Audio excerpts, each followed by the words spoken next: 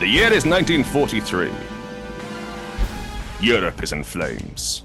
You are a vampire commando, tasked with one mission. Coffin drop into occupied Paris and drink all of Hitler's blood. One time I convinced my ex-girlfriend's little brother that fish were made up. That's awesome. And I'm like, you ever see one in real life? beautiful. Sorry. All right, go on. Let's start this. Yeah, we're starting. That's art, really, if you think about it. Yeah, that's a high con roll right there. Speaking of a high con roll, this is Dragon's Greed Gaming. We're here. This is we're celebrating this Halloween season with tons of awesome spookiness, extra spookiness, just for you, the listeners at home, and also because we've been around for 4 years now. They knocked us down, but we got back up again. That's the Dragon's Greed way. You know, we chumba and we wumba. I'm just pissing the night away over here. I don't know. There you go. But yes, we are back tonight. We are playing Eat the Reich, a game about vampire commandos killing Hitler. We have a much better and much honestly, Grant Howitt, in that interview you did, he just really laid into it, and it's probably what played prior to me fumbling through this intro. But what do we got going on tonight? We got some lovely people here, a couple of guests, a couple of old favorites. I'm going to go ahead and just flip it over to the players real quick. I'm going to introduce you one at a time, just going around the way you are on my screen. We'll start with Cyd. Cyd, how are you doing tonight? I'm great. Thanks for asking. No How are you? I'm quite well. Heck yeah. But yeah, Okay. I got a question for you. One, you gotta pitch all your stuff. You gotta tell us about Oh, it. okay. Yeah. Okay. Hi, my name's Cyd. You might know me from Resting Glitch Face, the all-women Shadowrun podcast, all-women player Shadowrun podcast. I play Jet. I'm also occasionally on Fixer Files. Love that. Great podcast. Everyone should listen to it. It's like this super group of Shadowrun podcasts. Oh yeah, I'm part of that Yep. sometimes too. And then I have a question for you there, Cyd. What's your favorite kind of vampire? Like your favorite vampire lore to see in fiction or in real life? I like them when they get real gross. Like, I don't want, like I'm talking swinging towards Nosferatu. Swing towards not for us, The like uglies. kind of like a blade level, like, you know. Yeah. Yeah. Like, I want them slimy. I want more than two fangs, ideally. Ugly. That's Yeah. what I like. I'm into it. Yeah, and then anything else you want to say before I move on to the next player? Just that No, not really. Oh, okay. Thanks for having me. No, of course. We're going over to the next player. We have Adam. Adam is a regular contributor over at Dragon's Greed, but I don't know, Adam, do you want anything you want to pitch today? Besides some So hear me out. First of all, my network connection seems to be for shit. So I apologize in advance for all of that. But I don't know what you said to me because it kind of cut out. But I will tell you this. Check out all the great shows from Dragon's Greed Gaming featuring people from Dragon's Greed Gaming, as well as the Fixer Files, which has already been mentioned. It's a fantastic show with a bunch of fantastic people doing fantastic short one-shot adventures. And also, there's a movie that just came out that I haven't gotten to see called Frankie Freako, and I want to see it. There you go. There you go. And then same question to you, Adam. What's your favorite kind of vampire? You know, like you like your vampires a little sexy? No, well, I mean, sure. You know, it depends on the situation. But, man, my favorite kind of vampire. So historically speaking, the vampire scare in America in the 1800s was pretty fantastic because people were idiots back then. And they're all like, oh, well, clearly, you know, this child is a vampire and you need to dig her up, cut off her head, and the family needs to eat the heart. Why is the family still dying? Surprise! Tuberculosis.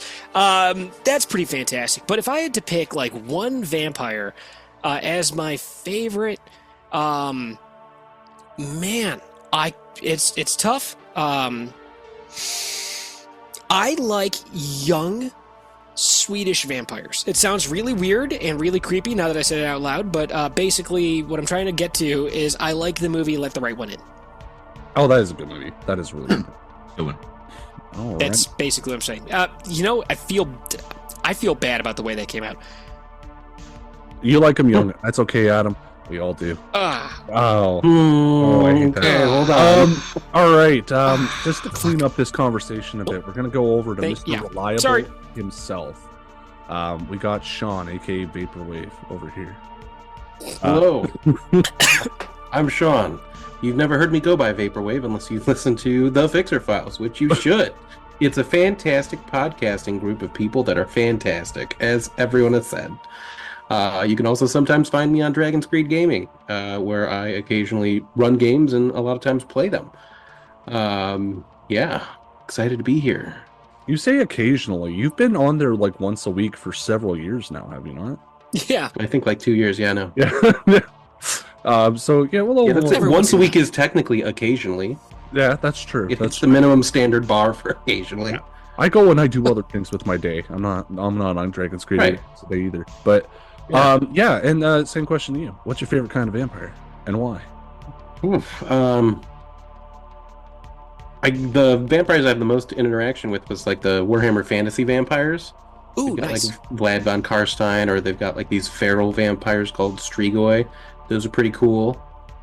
But if I had to choose one from media, I'd just go like Dracula from Castlevania. They did a really good job with him. I really liked his portrayal. Nice. All right, moving right along. We got ourselves a new friend here. His name is Max. Goes by Vathis in the Discord there. How's it going? How's life? Life is great. Nice. Being able to experience some gaming with some new friendly people. Absolutely. So some people might out there, if they're in the Cthulhu sphere, know me as a regular player on the Skype of Cthulhu podcast. And I'm also a behind-the-scenes editor for the Modern Mythos podcast. So, Oh, cool. Oh, okay. Yeah, you'll have to send some links for that. We'll post it in the show notes for this episode. Oh, yeah. cool. Yeah. And you can see me playing in this episode we're recording right now. So, Yes. Checks out. Checks out. You're going to be in the episode you're currently listening to. I love it. bonafide. All right, just to be a dick to you, because we don't know each other that well, I'm going to ask you a different question. Why don't you like the vampires from Twilight? Why don't I like the vampires from Twilight? I would have to say it's probably the sparkle. It's the sparkle. Yeah. Wow. It's the sparkle. I mean, Here's something about like, no, Bella, you can't look at me. I'm too beautiful. It's like, all right, which one of you wrote this cringe? We can't put this out there. I Stephanie. mean, come on. You gotta make the vampires believable. They can't be too perfect. That's right. Well, and then the best part is like you can get a sunburn on a cloudy day, right? So is it like looking at the sun, or is it the UV radiation that's killing vampires? Because in this world, they just go and they live in the fucking middle of Colorado because that's cloudy a lot. Like, that's wild to me. That's wild that they just let that fly. I know that it's basically porn for teenagers, but still, I expected more. I don't know. Honestly, I only made it through about a third of the first movie, and I have seen none of it else. Nothing. Oof. Oh, yeah, I had a friend who was obsessed with those books when we were both in high school. And they wanted me to read it. And we were reading a bunch of vampire, like the Anne Rice vampire novels, like kind of like together, and we would talk about it. They're like, oh God, you have to read Twilight. You're going to love it because you love Anne Rice. And I was like, okay, sure. And then I read it and I was like, what the fuck is happening? And then I finished the book and I'm like, they played baseball and that was the most exciting thing that happened. It was kind of creepy. But like not in a cool vampire way, but like in like a way that like, you know, like Kelvin from up the road is. But I will tack on and say I think to pick my favorite vampire movie, it would be Only Lovers Left Alive. Oh, that's a throwback right there. I have not seen that movie. In a Oh, I while. didn't get to hear it because my internet Yeah, cut well, out. That's the vampires. They're in your internet. Get dang Dracula's in my internet. Yeah. Sorry, go ahead and say that movie name one more time for Adam, because otherwise he's going to be worried. Only Lovers Left Alive. You know what? The internet cut out again. The only lovers It's not meant to be. alive. I'll How listen. about I put it in a chat? Yeah, you drop it in Hopefully the you don't chat, have problems with and that. then we'll introduce our last player here. We got Scar over from the Neon Swamp, also from Dragon's Greed Gaming. Dragon's Greed Gaming, that's the one. You can see him over on the Alien series, and he was also on Shadowrun Paydata together. I think that's the last game we played together, other than the Monday night streams. Yeah, which will be up soon. Yes. Sorry, I'm freaking out because Max looks like a doppelganger of a bud of mine in it. Like he even wears cabbie hats. Like it's freaking me out. He takes it off. I'm Scar. Oh wow! I did not expect that amount of hair to come out of there. Yeah, that is. Oh It's shit! majestic. That's my hiding it. it's my business disguise when I go to work and have to manage. Right people. on. I put it up under the hat and nobody knows. Nice. That's I would describe your hair as a majestic mane. A mane. Yeah. It's only the front, so The front is majestic. Nice. gotta keep it different. Yeah. But yeah, I'm doing a few things here. I run a Deadlands game, a big campaign in Deadlands. It's going to also be joining Dragon's Greed soon. Doing a bunch of stuff Mondays and that Poltergeist is a part of, and Sean is a part of, and we're gonna figure out how to rope Adam in there somehow. He's not going to sleep ever, and. Yeah, and I'm in the Aliens game Saturday, and it's lots of fun. It is lots of fun. I'm excited for Lancer. By the time this episode will come out, like right before we play Lancer. So I am excited about that. And if you want to check it out, you can join us at 9:30 Eastern, 8:30 Central, over on Neon, over at twitch.tv/the Neon Swamp. Also linked in the description below. And then, you seem, Scar, like the kind of guy who knows a lot about vampires. So, and if so, I don't know why that's are we doing favorite vampire or favorite vampire flick or media? I was thinking favorite vampire lore, but if it's media, just talk about vampires. Well, okay. Let me ask you this. I'm sorry, I'm complicating this. Is 2021 too soon for spoilers? Because my favorite thing is pretty recent. Oh, is it that one that was by the director of Parasite? Of what? Of Parasite? No, I saw a Parasite Japanese recently. movie. It was pretty good. No, it's the same Korean, dudes you that racist. I didn't know that. I thought it was Japanese. I honestly thought it was Japanese. No, it's the same dudes that did all the haunted house on hill movies and shit.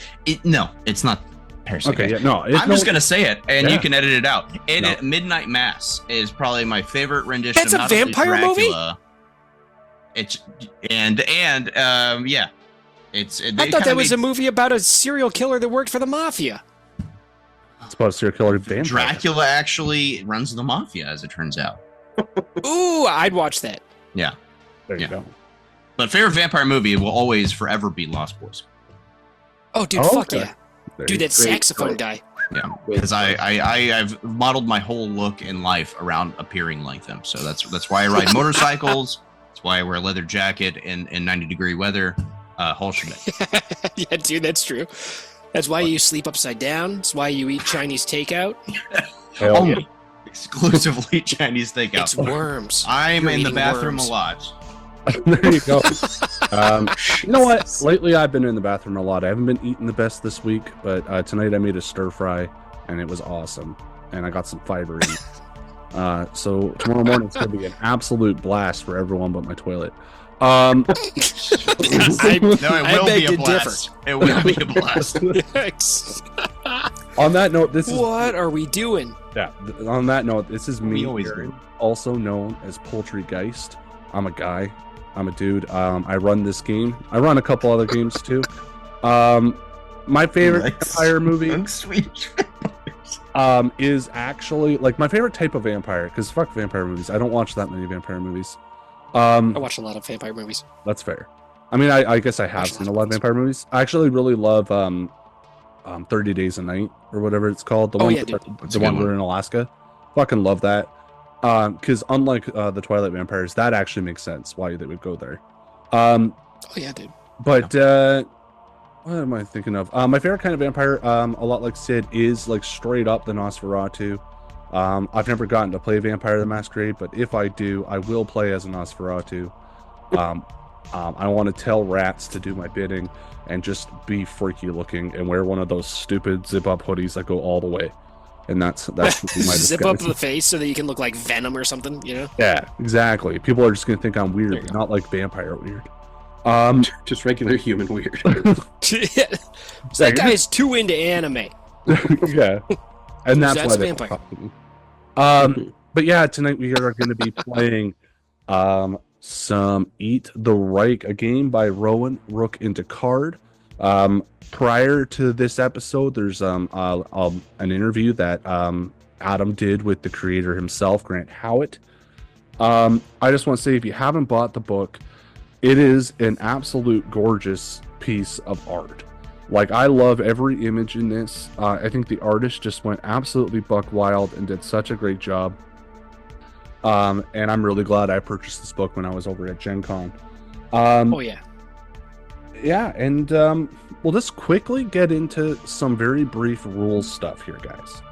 This game is all about building D6 dice pools. If you take a look at your character sheets real quick, you'll see some handy dandy little stats. Okay, I got Chuck. Chuck's the first one that I found. You can have Brawl, Con, Fix, Search, Shoot, Sneak, and Terrify. That is the basis of everything you'll do as a vampire in this world. The only one that's not pretty straightforward is Con, which is as in to run a con on someone, or to lie, or to convince them of what you're doing is true. Cool.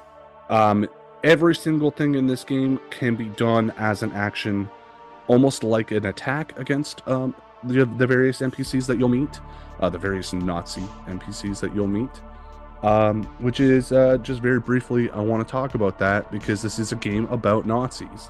A couple things I'm going to avoid is any sort of real recreation of the more horrifying parts of what happened during the Holocaust.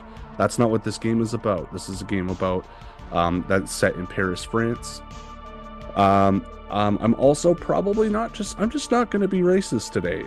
We all know that Nazis were racist, and we can know that that's what they're thinking about. I don't have to say it. So just imagine what I said was 1,000 times more racist if you really feel like it's missing. But yeah, we'll go through specific rules as we play. I just want to very quickly kind of set the scene for y'all. You are on a bomber plane, Nice. flying over the city of Paris, well above the skyline on a dark, cloudy night.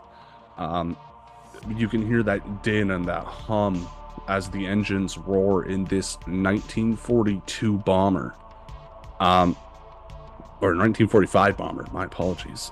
And pacing up and down this small aisle in the back of the cargo hold is a youngish looking man. You all know him as a young upstart American. Works for an organization called FANG. I don't have it in front of me what the acronym stands for. Don't worry about it. But it is basically the group of you. The group of you are members of FANG. In fact, you have been recruited as vampires to commit special acts of espionage, sabotage, incredible violence, and assassination missions for the good of the world. Right now, you are currently locked inside of just large enough steel metal coffins. You can feel like the thrumming and like you're starting to salivate because you can smell the blood coursing through the outside of this metal just out of your reach. You see this young man walking up and down the street, and he says, "All right, fellers, you know the drill. We're gonna drop you down into Paris, and just as you were briefed before, your only goal is to find Hitler and drink his blood. Do whatever you need to do to get there before sunrise, because we're not picking you up unless we're picking you up from the Eiffel Tower." The Führer himself is spending his evening on his own personal Zeppelin, which is currently tethered to the Eiffel Tower. We have drugged. We've had a couple of our spies drug the pilot, and so we know that they will not be leaving tonight. But we will not be able to drop you off any closer than the Place de la Sirène, which is just on the outskirts of this fine city. Any questions before we begin? And he doesn't wait for you to answer. He just pulls a lever. Nice. And the cargo hold just drops. And all 6 of you go spilling out the back. These coffins, they drop out of the sky, reaching terminal velocity.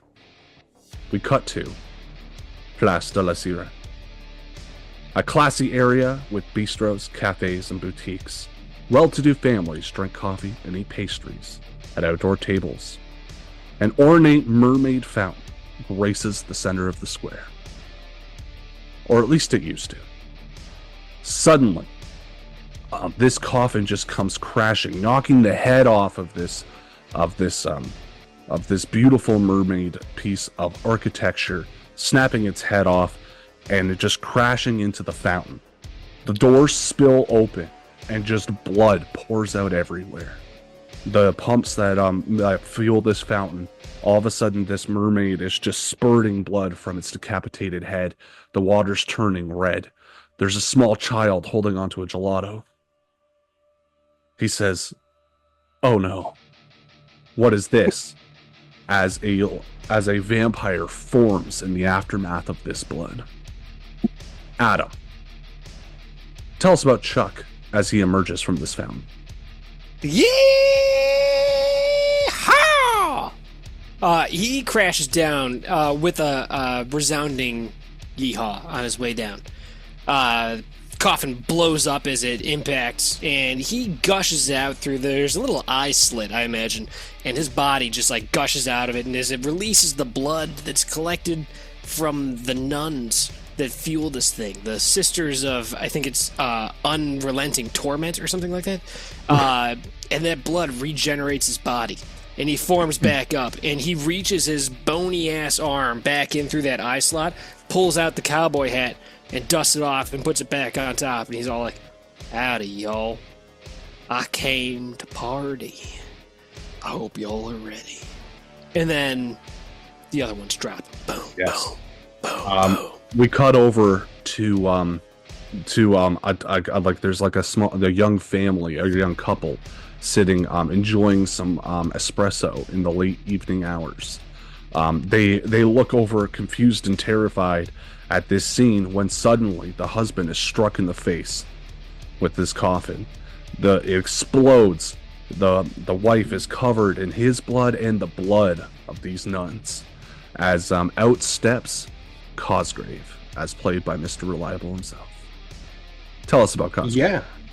Yeah. Pretty charming looking British male, a little bit darker skin, slicked back hair, nice clothes. He's got some rings on his hands and just like what looks like a bandolier of vials filled with screaming ghosts.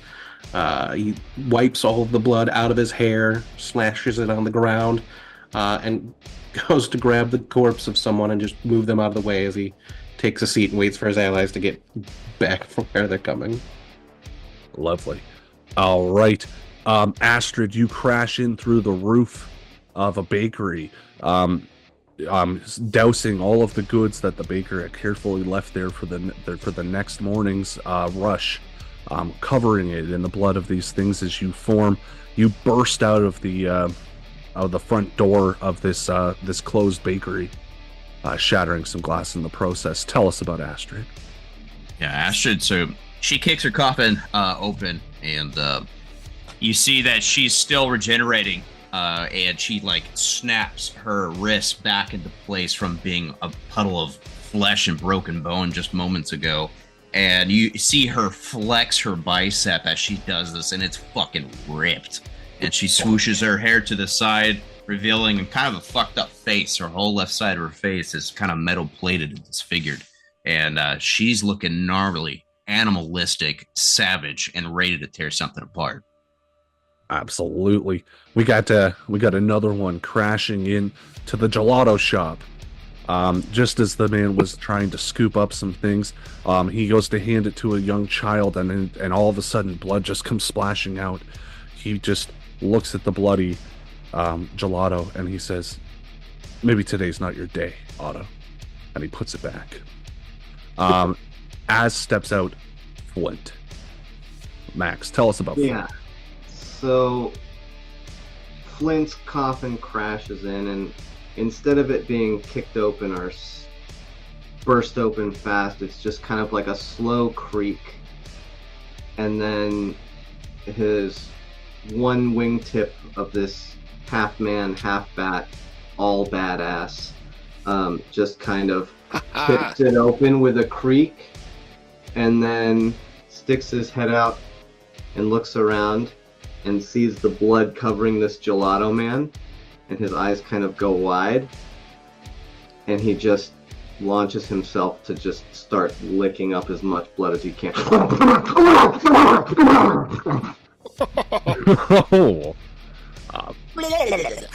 And then we got last but not least, this coffin skids across the surface, sliding in between like a pair of tables outside at yet another bistro. Some people eat some croissant. Bursting forth is Nicole, soaking the people in blood. As she stands up, she sees that there are several police officers enjoying an evening meal, shirking their duties. Nicole. That's not going to work out for them. When you say that the casket bursts open, it literally bursts open, like there's a smell of gunpowder and a little bit of brimstone too. When it hits the ground, it hits it so hard that it like your whole body just crushes in on itself. You are just turned into paste, and then the doors blow off, and then you reform. Oh no! That's what I mean. Hers explodes. Yes. Hers explodes. Nice.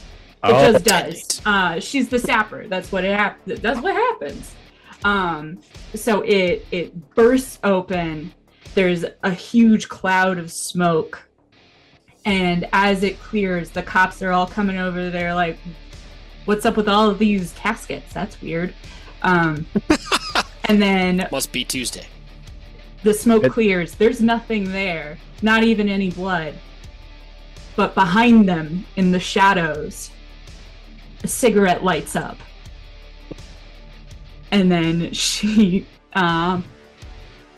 says, "Were you looking for this?" And hands the guy in back a stick of dynamite, and then walks away. It's lit dynamite. It's gonna explode. Maybe we should get away from here. So we are gonna go right into the action, guys. The best character introductions I've ever fucking seen. Fuck yeah. Great, yeah. Sick. Also, this art is magnificent. Oh, no, that's the right one. Yeah. So I am going to very quickly place your tokens here, guys. We're in tactical mode. Choke me, baby.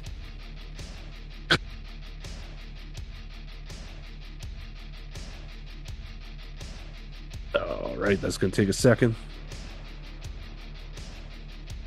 Oh, I just put Scar in there twice. Get out of here, Scar.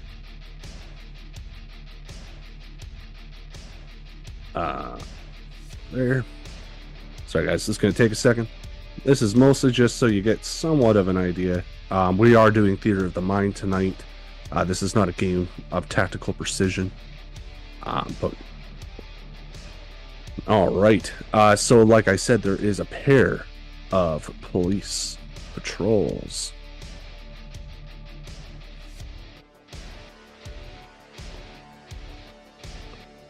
You know, if I was more professional, I would I I don't would know. have had this ready.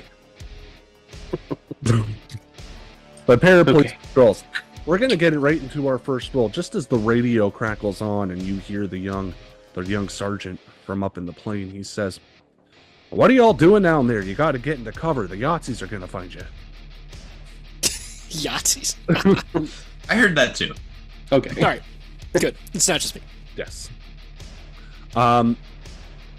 So Cyd, what are you rolling to make your first kind of entry into Paris here?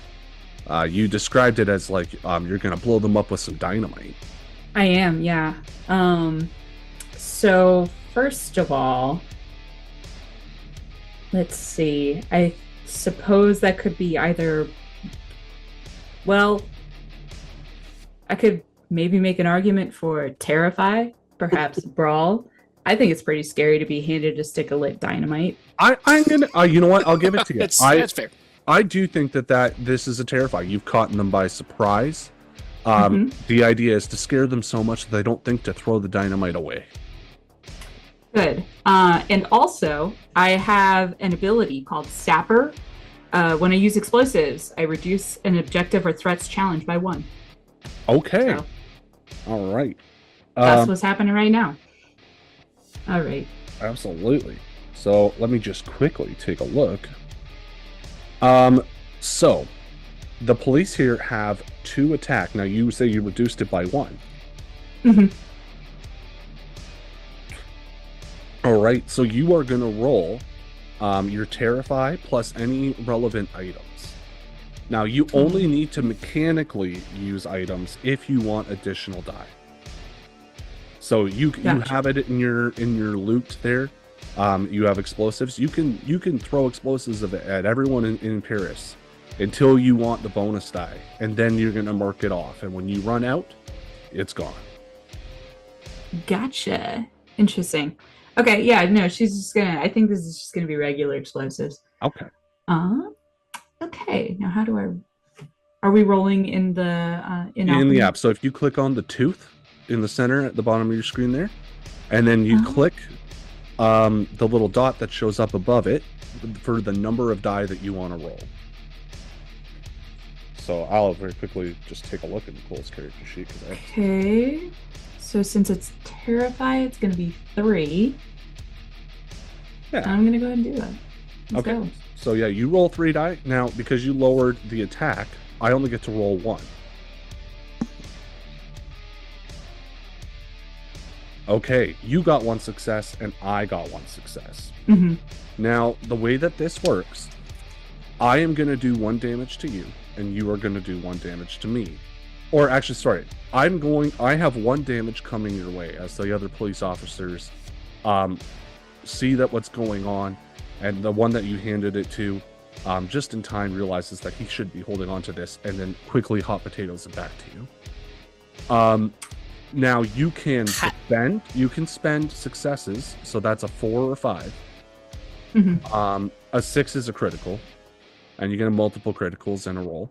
But you can spend a success to either do 1 damage to the threat, apply 1 to the objective. So behind the veil here, you have 6 points to get the objective, which in this scene is to get out of cover and out of this district.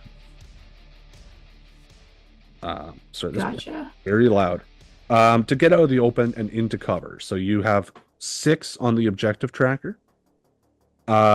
You also have 2 enemy police patrols, and you have 1 damage coming away. So you can either mitigate that damage, reduce it down to 0.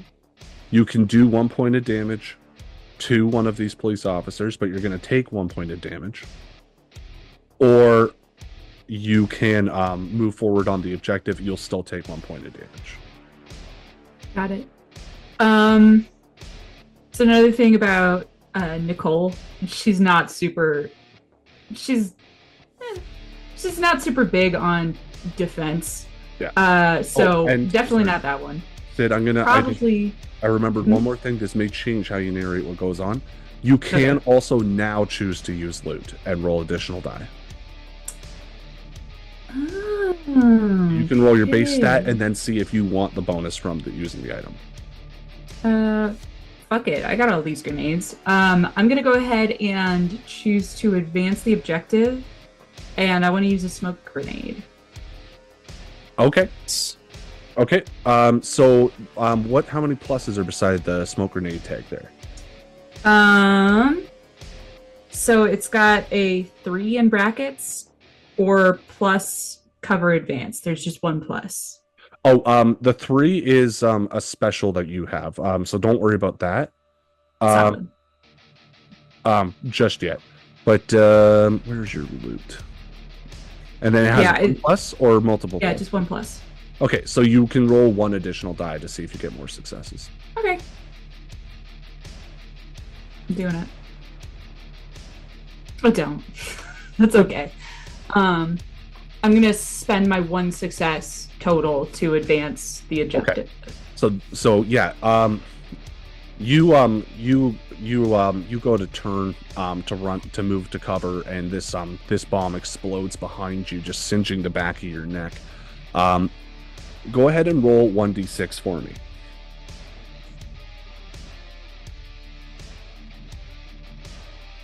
I got 5. Okay. Looking at your character sheet. Sorry, I gotta find you again. There you are. You got a 5? So you got a hand injury. Ooh.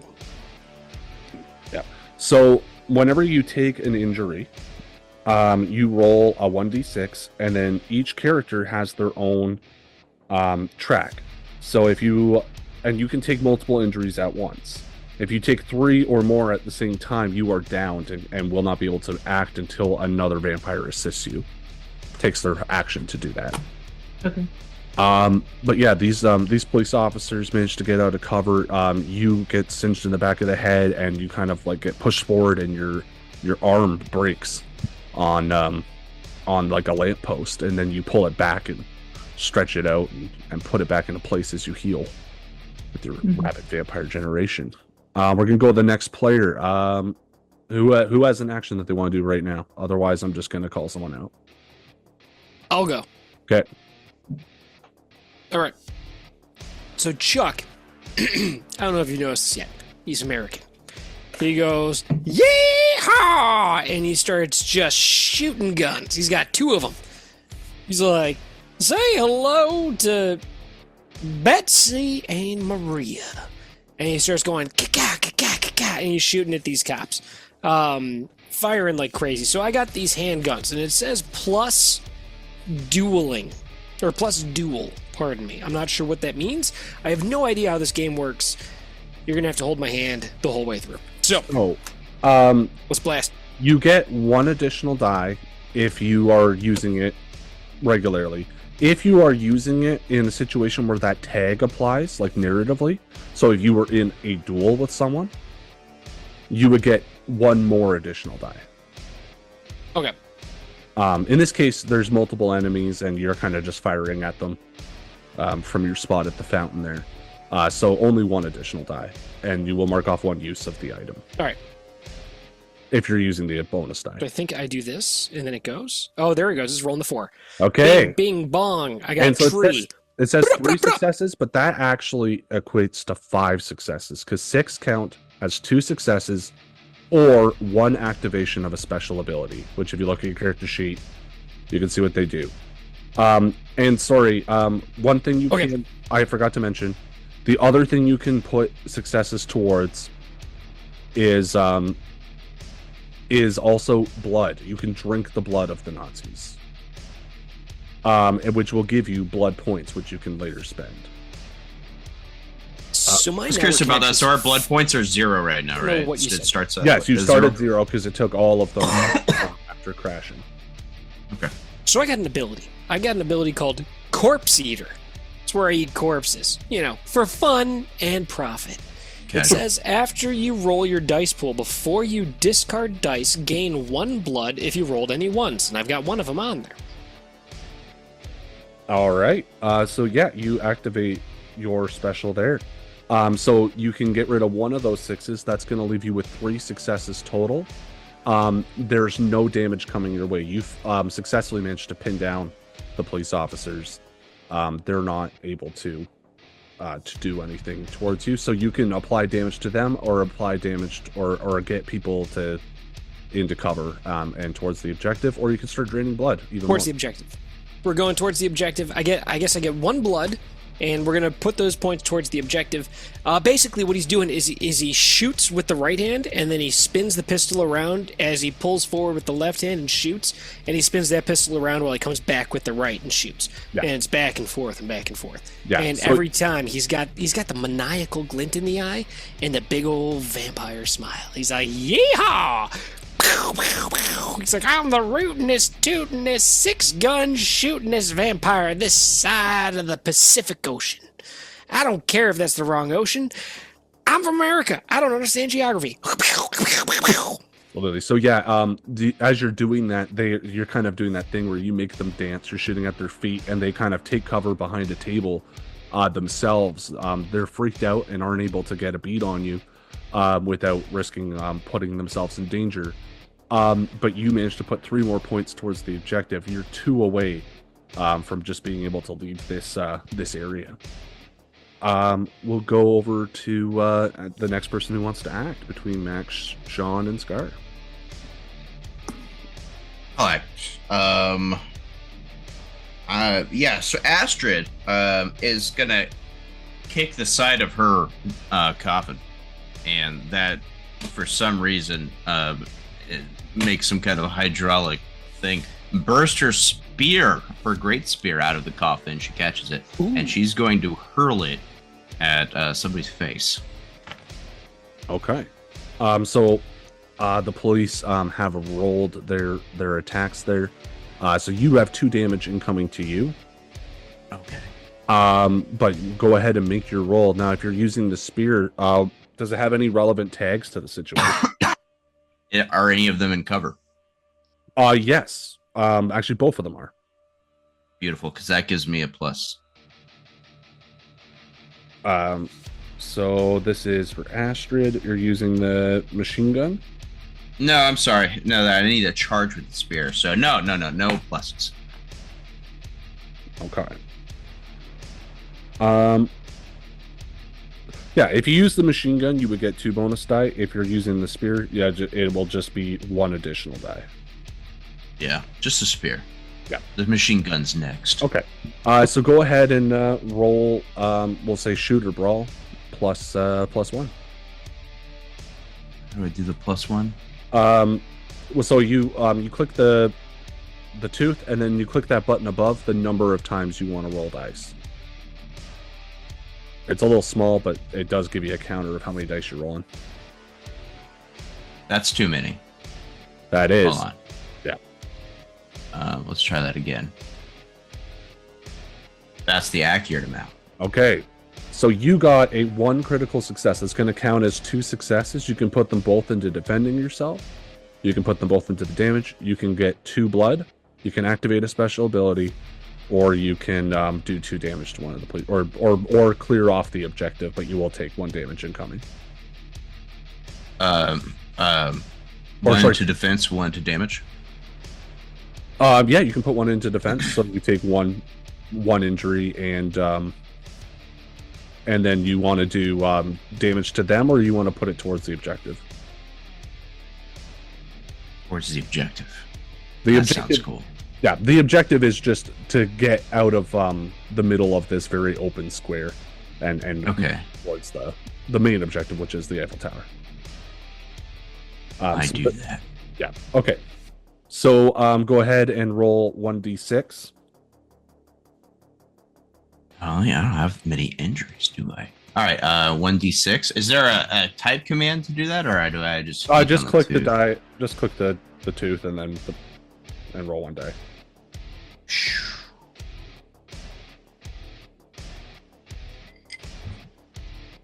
I'm excited to use alchemy. I have not used alchemy yet.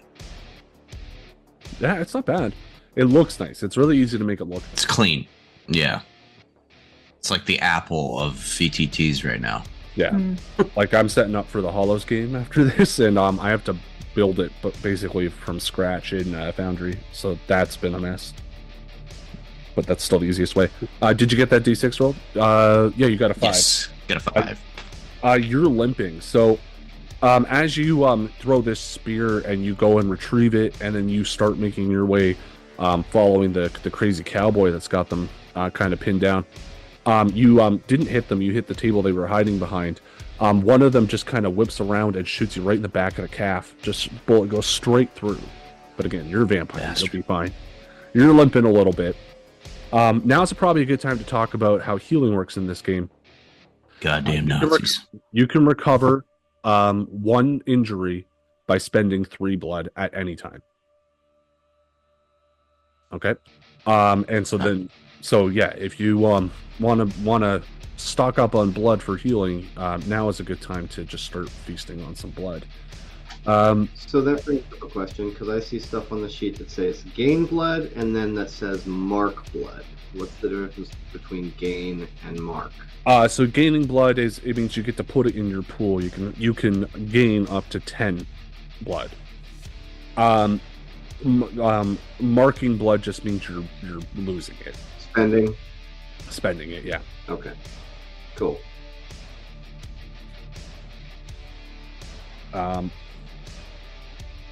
But yeah, speaking of Flint, what are you doing in this scene? So I know that we've got the police pinned down. Chuck's got them pinned down. How many other threats or targets are there close to where I could get into melee combat with them? Right now, it just seems like everyone else around you is civilians. Like, and a lot of them are French civilians. Not even like enemy combatants or Nazi soldiers or anything like that. They're just scared couples and some children witnessing this battle go on. But yeah, it just seems that there's like these 2 squads of policemen. Probably about 6 of them in total right now. Okay. I think I would probably just throw myself at them as hard and as fast as I can. Okay. With my brawl. Okay, so you're just gonna roll brawl straight up? Mm-hmm. All right. Get him. Actually, I think I might add my steel gouging claws with, they give me plus ambush, which would make sense if I'm running from out of the gelato shop out of nowhere, just straight into this. You know what? Let's say that they're hiding in the gelato shop. Okay. All right. You just burst. You kind of like slip through the door and just grab one of them. So go ahead and apply that bonus. Give yourself an additional plus. So, if it has 1 plus, it would be 2 additional die total. If it has 2 pluses, then it's going to be 3 additional die total. I got you. Okay, so it's plus ambush, so plus an additional die. So it's going to be plus 2 die, because you get a plus for the item and you get a plus for fulfilling the tag. Okay. All right. Sweet. So then that'll be. I get how this works. 6 total. Yeah. They have 1 success coming your way. This is the same group that Astrid managed to nullify a bit. So they're only attacking with 1 die right now. Okay. And then I guess the arrow to send it. Yeah, sure. Yeah, that worked. All right. So we've got, looks like 2 successes, 5 successes. Well, you got you got 2 regular successes and a critical. So that's going to be 4 total. Or if you want to activate a special ability, that's going to take one of those successes away. You can turn any successes in for blood, defense, attack, or towards the objective, and you're 2 points away from fulfilling the objective. Okay, so so I can spend 1 to activate an ability, right? Yep. Yeah, so I'll do that and activate my Ravenous, which when I'm in melee combat, special gain 3 blood. Oh, damn. Yeah.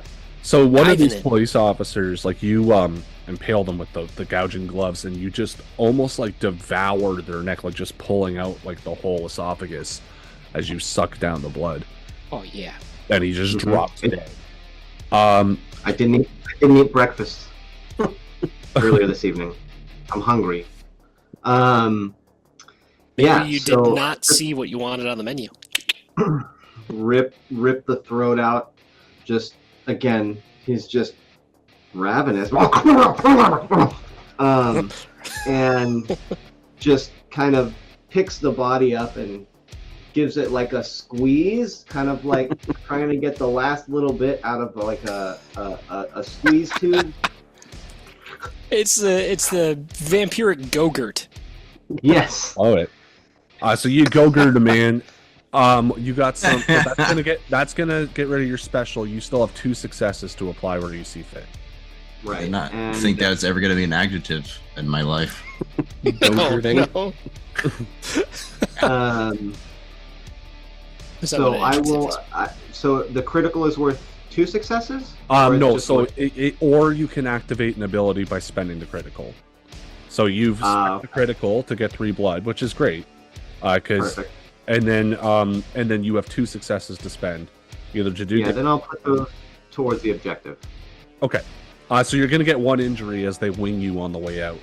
So go ahead and give me a d6 for that. But you guys are all gonna escape from this scene. You're gonna get to cover just like the sergeant asked. All right, and let's see here. Let me roll 1d6.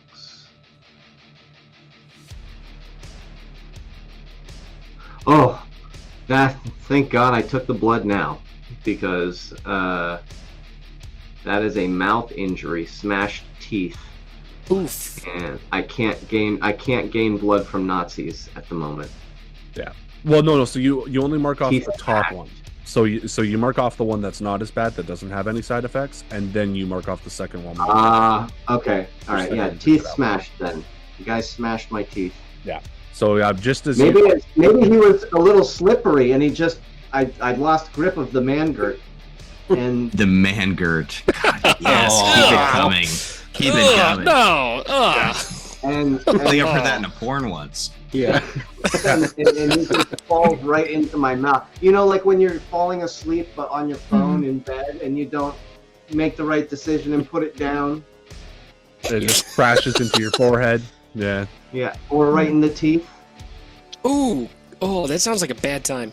That sounds Yeah. like a trip to the dentist. Yeah. Okay. All right.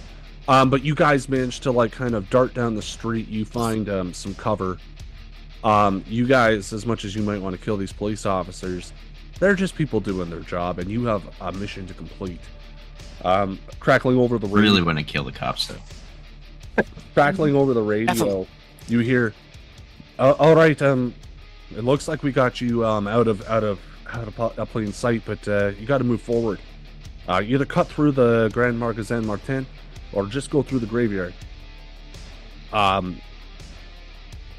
You know that the Grand Magasin Martin is like a department store, a lot like the Eaton Center, which might be a Canadian thing now that I think of it. But it's a multi-level like department store. He also says they're doing some sort of funeral in the graveyard. Expect some opposition, but nobody would be upset if someone pissed on that man's grave, so to speak. I gotta pee. Yeah, so you guys' choice. You guys want to go to the department store? You guys want to go to the graveyard? I feel like I'd be right at home in the graveyard. Yeah. We should stick to the shadows. Out of sight. My bladder's full of blood, and I'm ready to let her rip. It's weird. Oh, it's gonna get weirder, baby. Should drink less soda. All right. So yeah, you guys are kind of keeping to the sides and out of view, but eventually you find yourself kind of on the outskirts of this large, grand graveyard. You see and hear like the sounds of like German military music playing, and you see that there is a procession as people are carrying a coffin, adorned in like a large swastika flag. German soldiers stand saluting with their stupid silly arms at the thing. This is a new German-only graveyard with memorials for many of the officers who died during the conquest of France. When the vampires arrive, a military funeral is just wrapping up as the swastika-marked coffin is lowered into the ground. There's a squad of soldiers here who are ready to fire a rifle salute, but now turn their guns upon the invaders. Oh, give me some Nazi blood. In America, we got a 21 gun salute. Doesn't look like there's 21 of y'all, so here we come. All right. You see that again these people, they see you there. Sorry, I'm just trying to find. I see them seeing me. Looking at you, looking at me, looking at you. All right. So they see you as you kind of come storming in, and they were about to fire off like a 21 gun salute, but instead they turned their rifles towards you. They were not prepared for you, but they are armed. We'll start with Sean. Sean, what do you want to do? I guess Cosgrave will pull out one of his vials of ghosts, uncork it, and throw it into the grave. Oh, All right. what the fuck is that gonna do? Fuck I yeah. can't wait. Yeah, the I don't know. text for the objective here is to ruin this funeral. Oh, nice. Okay. Oh no! I feel like we've already done that. Yeah. What a hardship for us. Yeah, right. So I'd just like to terrify everyone in the surrounding area as ghosts levitate their way out of their whatever person's grave. Okay. So go ahead and give me a terrify roll. Add any bonuses you want. Mark off the item if you need to. Yeah.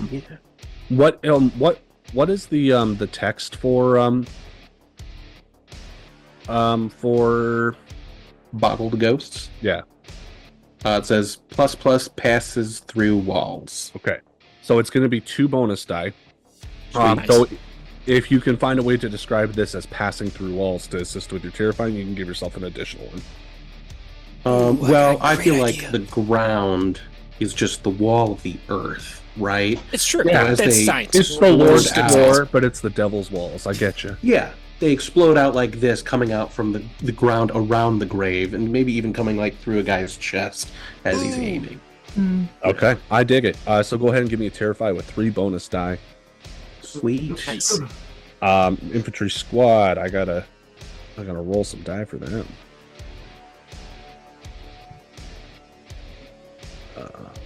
Go to view. Oh, that's a lot of dice. It should only be 5. Okay. Oh no. So this is our first member. They have a larger attack pool, but they also have 1 challenge rating. Challenge rating means that you have to do 2 damage to do 1 damage to them. Oh, so it's like a threshold. Like once you pass their challenge rating, then anything else counts. Yes, exactly. Cool. All right. So you rolled your 5 die. You got a critical and 1 success.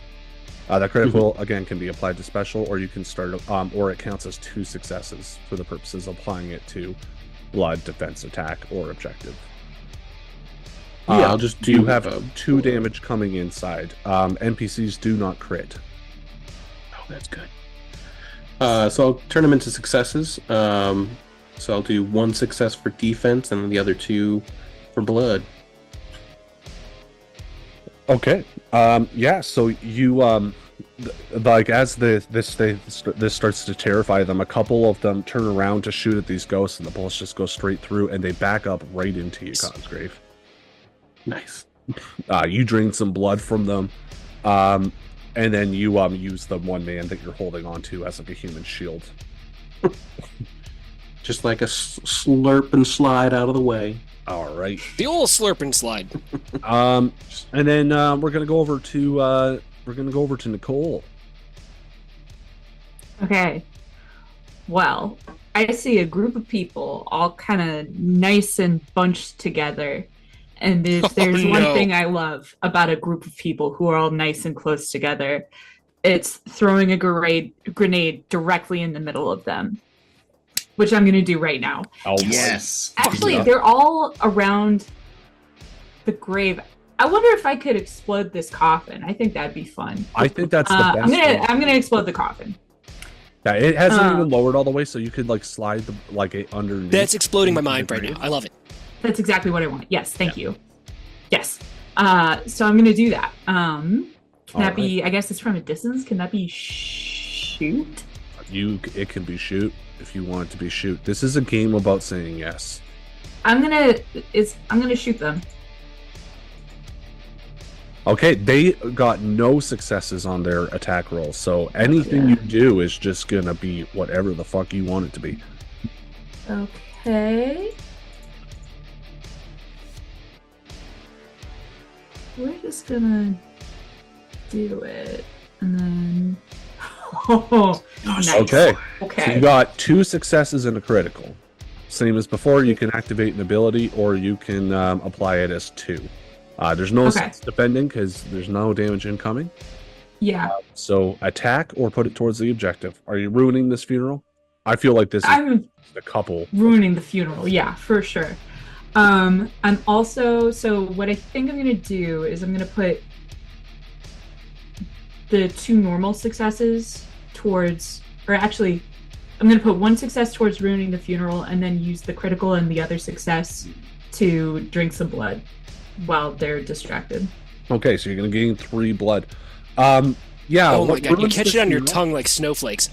Mm-hmm. What ruins this funeral and stops it from shooting? This grenade tumbles down underneath this coffin. It explodes and wood splinters and like a flaming body. I'm not sure it's a frag grenade. Doesn't matter. Oh yeah, for Body's sure. on fire now. As if there's any other kind. Yeah. And so it explodes, like metal and wood shards are just flying everywhere as this flaming body just kind of lands on one of the Nazi infantrymen, and he just tosses it aside and screams, and he's like, "Uncle, no." Good. Most good. And then you maybe pounce on that guy and just drain some of his blood a little bit. And since I do have an injury, do I? It's an immediate action whenever you want to. It's an action. Got it. Thank you. Okay. It's an immediate action, so like you can just do it. Yeah, I do it now.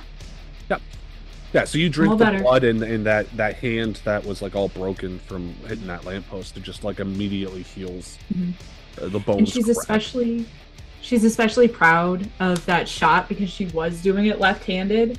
She's like, still got it. Still got it.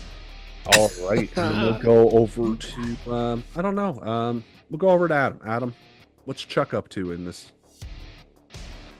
Oh, a good old-fashioned drop kick. I'm going to try to drop kick one of these Nazis down into that grave or whatever's left of it. Here we go. Kaboom, baby!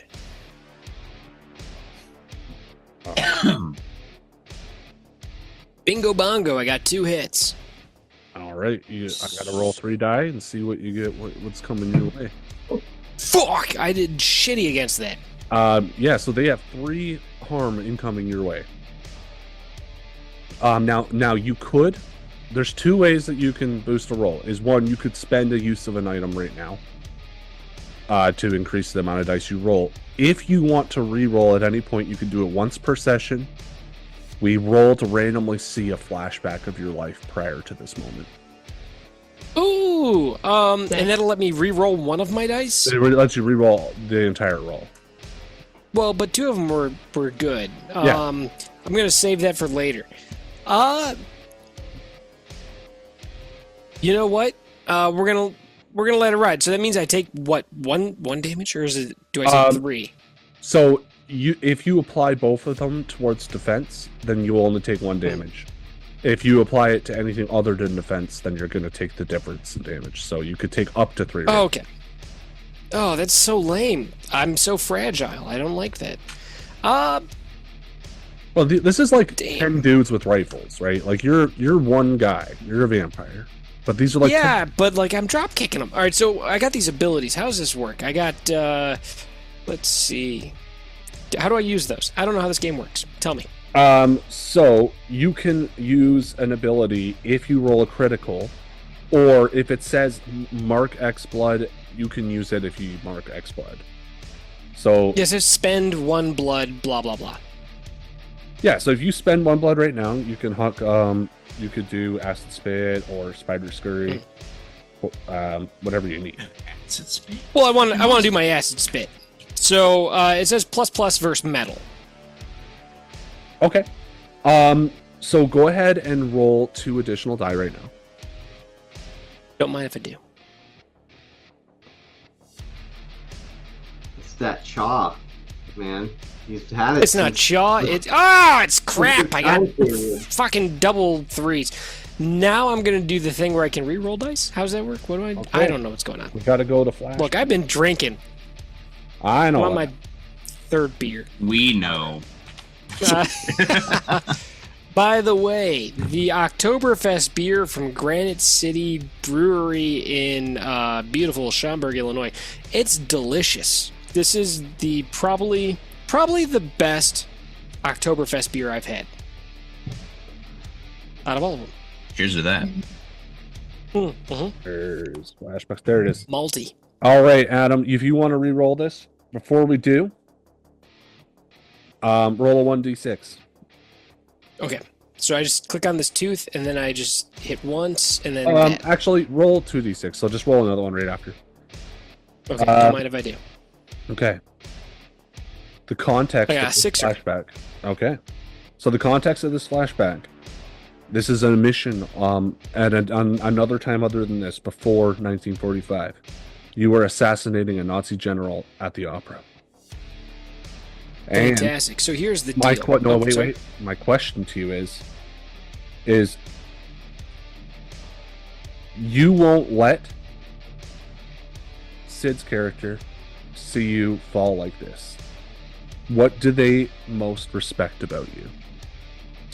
What does Nicole most respect about Chuck? Yeah. Yeah, and this is going to be the moment that defines that. So go ahead and describe how you've earned Nicole's respect in this moment as you were assassinating someone at the opera. Well, if there's one thing that Nicole and Chuck have in common, it's their love of good quality bang bang. You know, some good old-fashioned gunpowder is what really brings them together. And we went to an opera, and there's this whole thing where there's a Nazi whole thing, and they've got, you know, the woman, and she's dressed like a Viking, and she's singing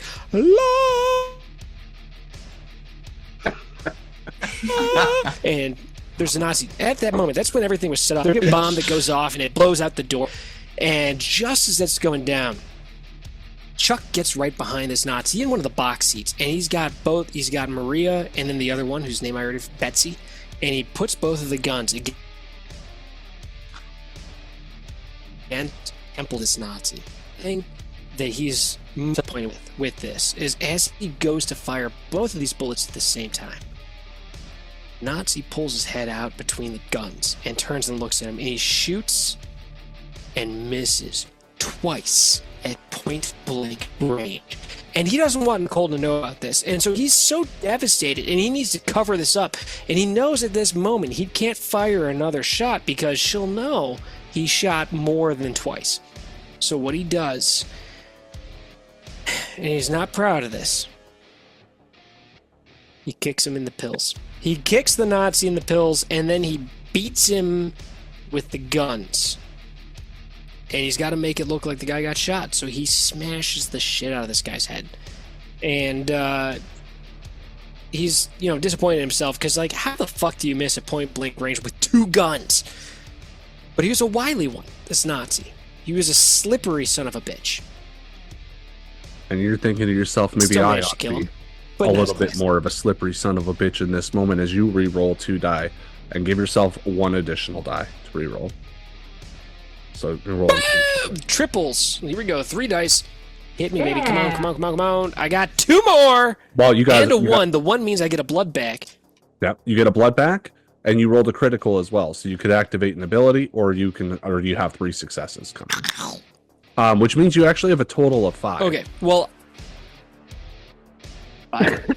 So I got that acid spit, and that was going into this. The spider scurry doesn't really make sense in this case. So basically, he spits acid at one of these guys, hits him in the face. And he's like, "Oh no, my Nazi face!" And then he's like, "My perfect Aryan features." And he starts melting. He drop kicks another one of them straight on top of the coffin. The guy crashes through the top of the coffin and lands on top of, I don't know, Herr Schmidt. Because, most German people are named Schmidt, I guess. And he lands on top of him. And they kiss. And it's embarrassing because they're all like, "Oh no, we're Nazis. We don't like that kind of thing." And they kiss. And he humiliates him while killing another Nazi. So let's apply those points. I don't know how this game works, but figure out what that means. Okay, well, so you can apply some of those towards ruining the objective. I gotta scroll up a bit. I think you have some. Yeah, you have 3 points of damage incoming to you. Now we could say that the acid spit gets on the guns and makes a couple of the guns not work, or misfire. You can apply it to reduce challenge rating or their threat. And reducing threat is how you kill Nazis in this game. So if you want to kill them, I will reduce those Nazis. Okay. So you're attacking the Nazis. How many points are you putting towards defense, and how many points are you putting towards attack? All right, so what do I got? I got a total of 5. What, 13 you said? 5. Okay, fine. 5. So I'm going to get rid of those 3 damage, and I'm going to apply one of them, one of the things to the Nazi, and one of the things towards the objective. Does that work? So that's 3 towards defense, 1 to the Nazis. Yes, you're gonna reduce the challenge of the Nazis, so they no longer have a challenge level. Oh, because I spit on their guns, so it reduces the challenge. I like that. That makes sense. That's logical. Yeah. So you spit all over their guns and all in their faces. They're still alive, but they're not as threatening anymore. And when he spits, it makes a ding noise. And we are at 2 out of 6 for ruining the this funeral. And we'll go over. Fuck yeah. Flint. Yeah. So Flint is going to now if it's an ability and it's just marked blood ability, I can just spend it and use it, right? That's correct. Okay. So Flint is going to kind of look around, see all these people fighting. We're outside. And then he's going to mark 1 blood and he's just going to start flapping his wings and just kind of like launch himself into the middle of the Nazi soldiers. So mark blood, I can fly plus aerial combat. Yeah, so I think it would just probably be a brawl. Maybe it would be a terrify. Maybe I'll use it as a terrify. I want to land just like smack dab in the middle of these Nazis and just start snapping. Okay. All right, they got 2 successes. You go ahead and roll your terrify. Give yourself use the special ability, and because 3 and then it's a +1, right, for the area. Right. But because you're using the tag, I feel like this would add to the terrify. The fact that you can fly is going to give you an additional die on top of that. So you're going to roll your terrify plus 2 additional die. Okay. Tooth. I really do like that it's a picture of a tooth to the die roll button for this game. Is this a custom thing that they made? Yes, this was made by Rowan Rook and Descartes, so they had someone go in and make a module for this. They have an even more expensive one that's actually pretty rad, but I just didn't want to spend the extra $20. Interesting. Ooh, I wish I rolled that. Look at all them ones. Yes. So that's 2 criticals. A lot of ones, but those criticals count as 2 successes each. Nice. You got 4 to their 2 successes. You can apply 2 to defend yourself, or if you want to just take some damage, and put out your 4 successes, or use an ability. Or use 2. Right. So, well, yeah. So the 2 successes, they count as 2 damage, but I can't. That's it, right? I can't use a 6 to block 2 damage. Yes, you can. Yeah. Yeah, so each 6 is worth 2, or you can turn it in to activate an ability. Okay, cool. Then I am going to defend with one of the criticals. Okay.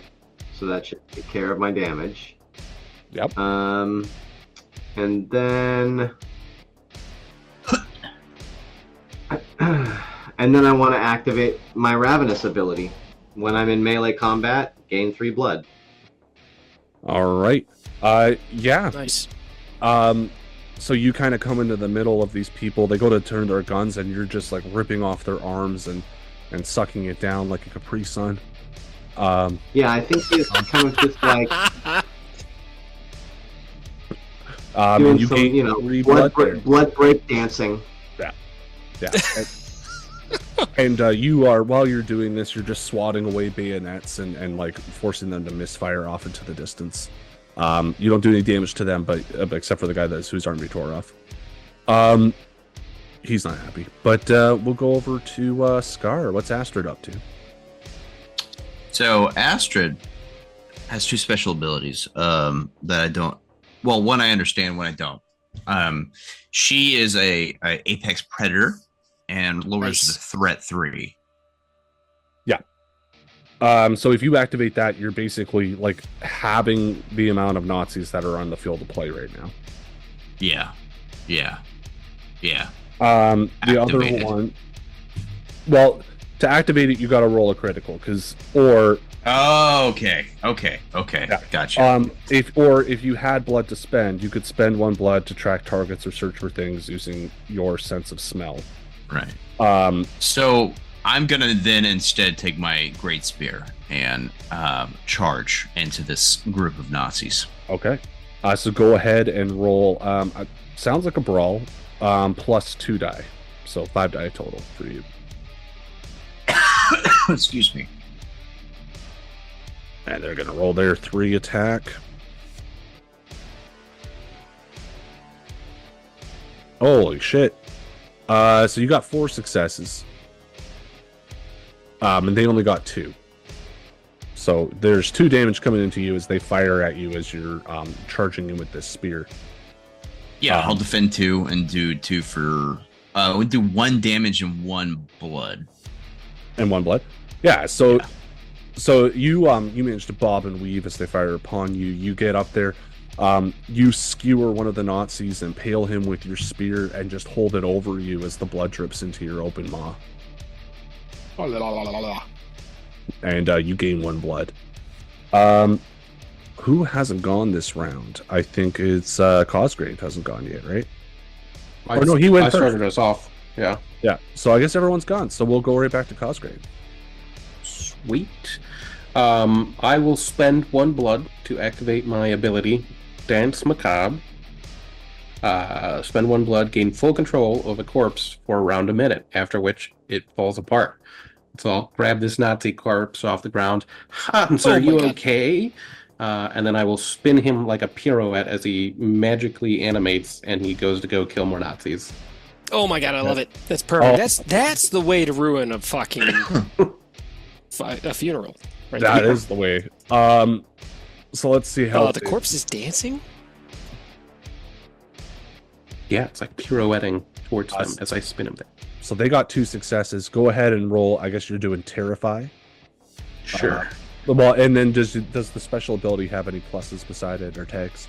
Yeah. It plus and in quotations, Hans, are you okay? So, okay. just I being mean think to I think Germans. that you should definitely give yourself 2 additional die to that roll then. Sweet. Well, let's say it's the flaming body that Nicole threw up, like the man that they just tried to bury. Yeah. Stands up and starts dancing at them. Oh, fuck yeah. Holy shit! That's going to be a total of 6 successes, or you can turn that in for a special ability. Whoa! And bring that down to would be 4 successes total. So I'll use 2 of the successes for blocking damage. Okay. And so then That leaves you 4. Yeah, that leaves you 4 more. Yeah.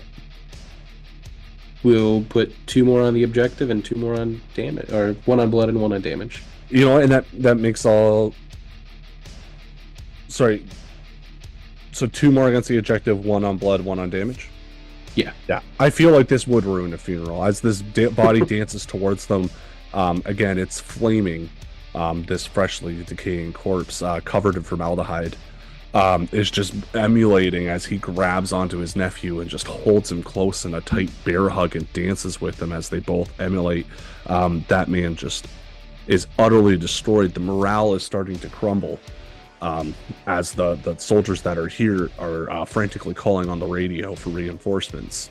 However, this funeral is pretty darn close to being ruined. You're 1 point away from ruining the funeral. Effectively enough. That's a great sentence, and I just think we need to appreciate that for a moment. You're 1 point away from ruining that funeral. And then I believe after that we went to Nicole. Yeah. So Cyd, what were we up to? Well, hard to say, but I think that. I mean, if it works, it works. I think. Hang on, I'm trying to think of something stupid to do with this grenade. I mean, really, when you think about it, like anything you do with a grenade is automatically just like the sickest shit you've ever seen. You know? Grenades are pretty fucking rad. Grenades are let's sick. I love them. Let's not mess around here. They're pretty rad. Yeah, okay. She's just gonna look at one of the Nazis, say, "Think fast," and chuck a grenade at him, hoping that he'll catch it. All right. And that'll be a shoot. Nice. All right. 2 successes incoming towards you. Okay, and I got 2 successes. Okay. You said it's pretty darn close to being ruined? Yeah. So you could defend 1 and Okay. put 1 towards the objective. That's exactly what I'm gonna do. Okay. Nice. So yeah, go ahead and give me another D6 to determine where you're taking that damage. Though you did heal previously, so. I did, yeah. That's a 4, so it's just a graze. Yeah, just a graze. As one of the Nazi infiltratemen fires his rifle and it just scratches across your cheek, leaving a badass scar that's Nice. quite rapidly starting to heal. But I'm just gonna leave a 6 scar though. the corpse, because this is going to end it all. The corpse who was holding on to his nephew's body is dancing amongst this group as they are like half firing and half screaming, beginning to disband. They fall on top of the coffin and they crash down on top of the other Nazi. It turns out that he had several grenades in his pocket, and it's like these grenades start going off like fireworks as you badasses just like walk off away from the scene, proud that you've ruined this funeral, as the German flag hanging over the grave just burns up, and out of nowhere, as if it's just in your minds, the French national anthem plays in the background. What is the French national anthem? I have no clue. Look it up on La YouTube. Marseillaise. I'm not going to sing it to you right now. It's Come on, in baby. Casablanca. Well, that settles it. I was gonna say as That the movie's person long. walking away, they Flint will kind of be like kind of like laughing a little bit, and then he'll look over to whoever's closest and just be like, "They had a bad day." And you had a bad day. Oh, Holy hell, that thing can talk. I just was just about to say, I think that's the first time I've heard him say anything. I had no idea. Yeehaw. All Now the right. quartet can finally be whole. Nice. Hello, hello. Oh, sorry. There's 5 of you. Wouldn't that be a Barbershop quintuple? quart. Wait, I don't know. Quat. Yeehaw. And as they 5-piece. as they start to debate Five. whether or not there's 4 or 5 people in a quintet, the camera fades to black as they enter into the catacombs below, knowing that they cross over behind enemy lines. We are going to take a short break here, guys. We'll be back in about, for you listeners at home, it's going to be a matter of seconds, unless you have to listen to an advertisement, in which case it'll be slightly longer than that. I just highly recommend that everybody enjoy some RC Cola while we're gone, and we'll be right back.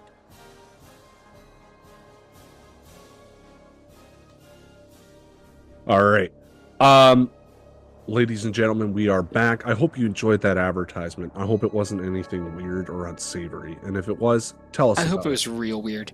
Yeah, I was real weird. I hope it wasn't unsavory. If it was weird, that's cool. There's nothing wrong with the weird ad. They're The group of you had pretty just savory and weird. yes. The group of you have just descended into the catacombs below.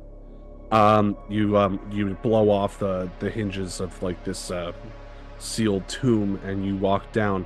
You were given a map showing that this is going to lead past one of the border, or not border patrols, but one of the blockades that they have up to keep people from getting closer to where the Nazis have set up their operations. So you are about to enter Sector 2. You are currently in Sector 3. However, first you got to make it through these dank labyrinth-like tunnels below the graveyard that they've built. The Ooh, description we're going here: underground. I love it. Yeah. Paris is home to many tunnels. It's true. What the hell is that word? Sepulchres, forgotten sepulchres, and forgotten mausolea, and the like natural places for vampires to hang out. All right. So as you get into this underground entrance, you again are using a map. You guide down, skulking through these underground tunnels. You can hear the sounds of Germans speaking ahead. Their voices nervous and scared. You smell something acrid. It smells like the iron inside of blood, but like overpowering, and just almost every Super blood. You see as you go with your dark, like your vampire vision, you can see in the night as many could see on a bright day, and you can smell it. It's just like bodies lie down, but they're not wearing any metal. The buttons have like dissolved, and you can kind of see like the specks of iron just floating in the air as you approach. The sounds of the Germans' boots ring out as you guys approach. Sounds like a dinner bell. We'll start with Flint this time. Flint, how do you want to? I think I'm probably gonna sneak, Nice. and I probably want to also have my steel gouging claws, another set of those out, just ready to pounce and ambush any of these Nazis as soon as I see one. Oh yeah. Okay. So, if I am doing this correctly, which I think we've had enough time to do now, I'll mark one equipment off. It's plus, so that's +1. I've argued my way into using the ambush descriptor. Ooh, this is an ambush if I've ever heard one. And then sneak is 3, so that'll be 5. Fuck yeah. Right. Get it. All right. I think I'm rolling the right number. All right. Oh, Oh, Jesus that's a lot of balls. dice. okay. Great. Just I like as it. you arrive there, Uh-huh. I want to show that. There it is. Just as you're arriving there, like you're sneaking up behind them, this iron smell is just getting more and more potent, and you kind of silently got one of these men, and you Nice. just pull them back from the others, and then the others scream and they start firing off into the distance. They see something, and as you look up, you see. I don't know how to show you guys art from this. What page is it on? You can screen share on the Zoom. Yeah. Well, no, it's in the book that the page is. I have like very. Oh, physical book. Of it. Physical book. What You can page is zoom it in on? on the token though, if you want to take a look. But you see what is known as the Rust Witch, as she just pulls the blood from the pores of these men, and they just die immediately. Well, She stands. That's one problem. She stands there. She's got these like long metal arms, and she's wearing like a suit of like rusted metal bits that are just like decaying and kind of flaking off of her, and like it's almost like it's snowing iron or corrosion around her. You see that she's got like spikes pierced through her face. She appears to be some kind of zombie. Okay. You got Great. 2 successes, and she's got 4 coming your way. How do you want to handle that, Flint? Great. So advances. You have to kill an Ubermensch, which, by the way, this is one of them. Oh yeah. Okay. So advances is like experience. Yes, yeah, it's like leveling Okay, up. If you can kill the Okay. Rust Witch, you will all level up. Yeehaw. Gotcha. Okay. Great. Then, I mean, Flint doesn't have much of a choice. First, I'm going to take that instant action to heal and spend 3 of my blood to take one of my injuries off. Okay. Yes? Yep, You're that's gonna do fine. that anytime? Okay. So, do that. And I'm down to 2 blood. I'll adjust that in a second. So 2 blood, then I'm going to I'll spend the critical. No, I don't think I'm gonna spend the critical. I'm going to use the critical as 3. So I'll use the three dice as defense. So as you have this man and you're holding him, you maybe suck his blood, and like that's kind of what heals you, we'll say. And then she appears and she's like starting to pull like the blood out of you, and you manage to defend yourself by draining this man dry before he withers and decays and kind of blows off into this wind that pierces through. You are face to face with the Rust Witch. Great. And I take 1 injury, yes? You do take 1 injury, so roll another d6 and then apply that as appropriate.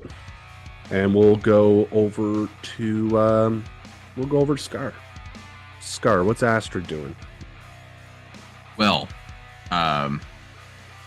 is I want to shoot something, but it's like not her expertise. She's kind of a one trick until I get some critical successes.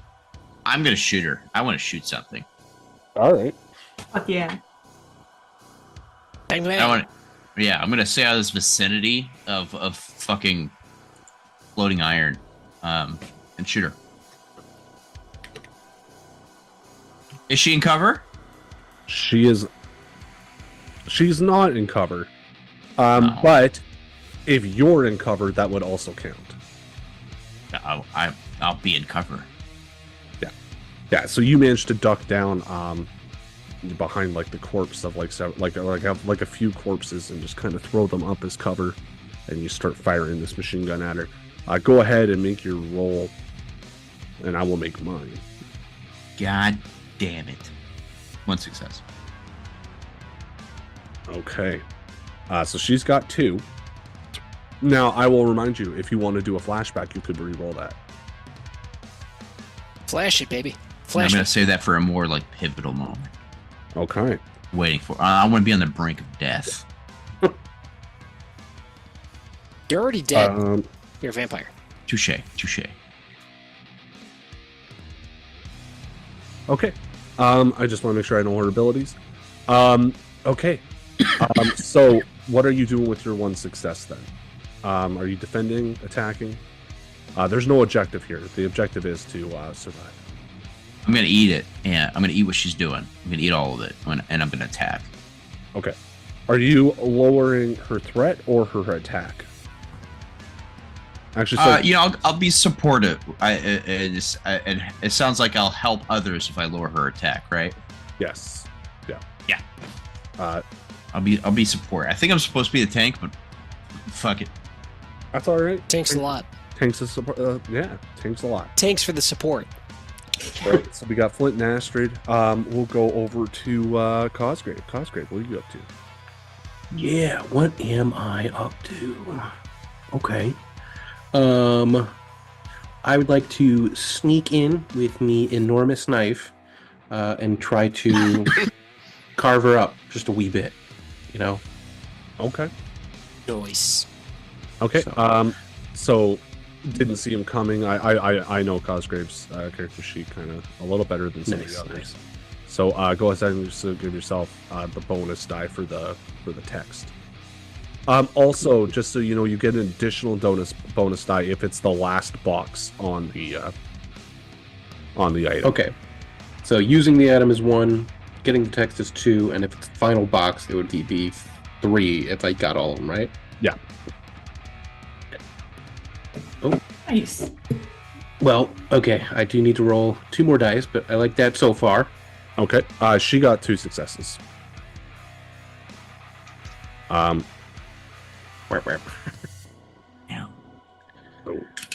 Let's see. I would like to use my special ability, Back Pocket Hex.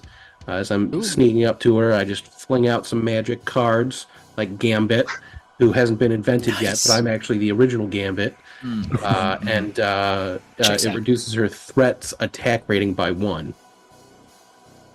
And then I'll do damage to her. Okay. So you reduce her attack even further down.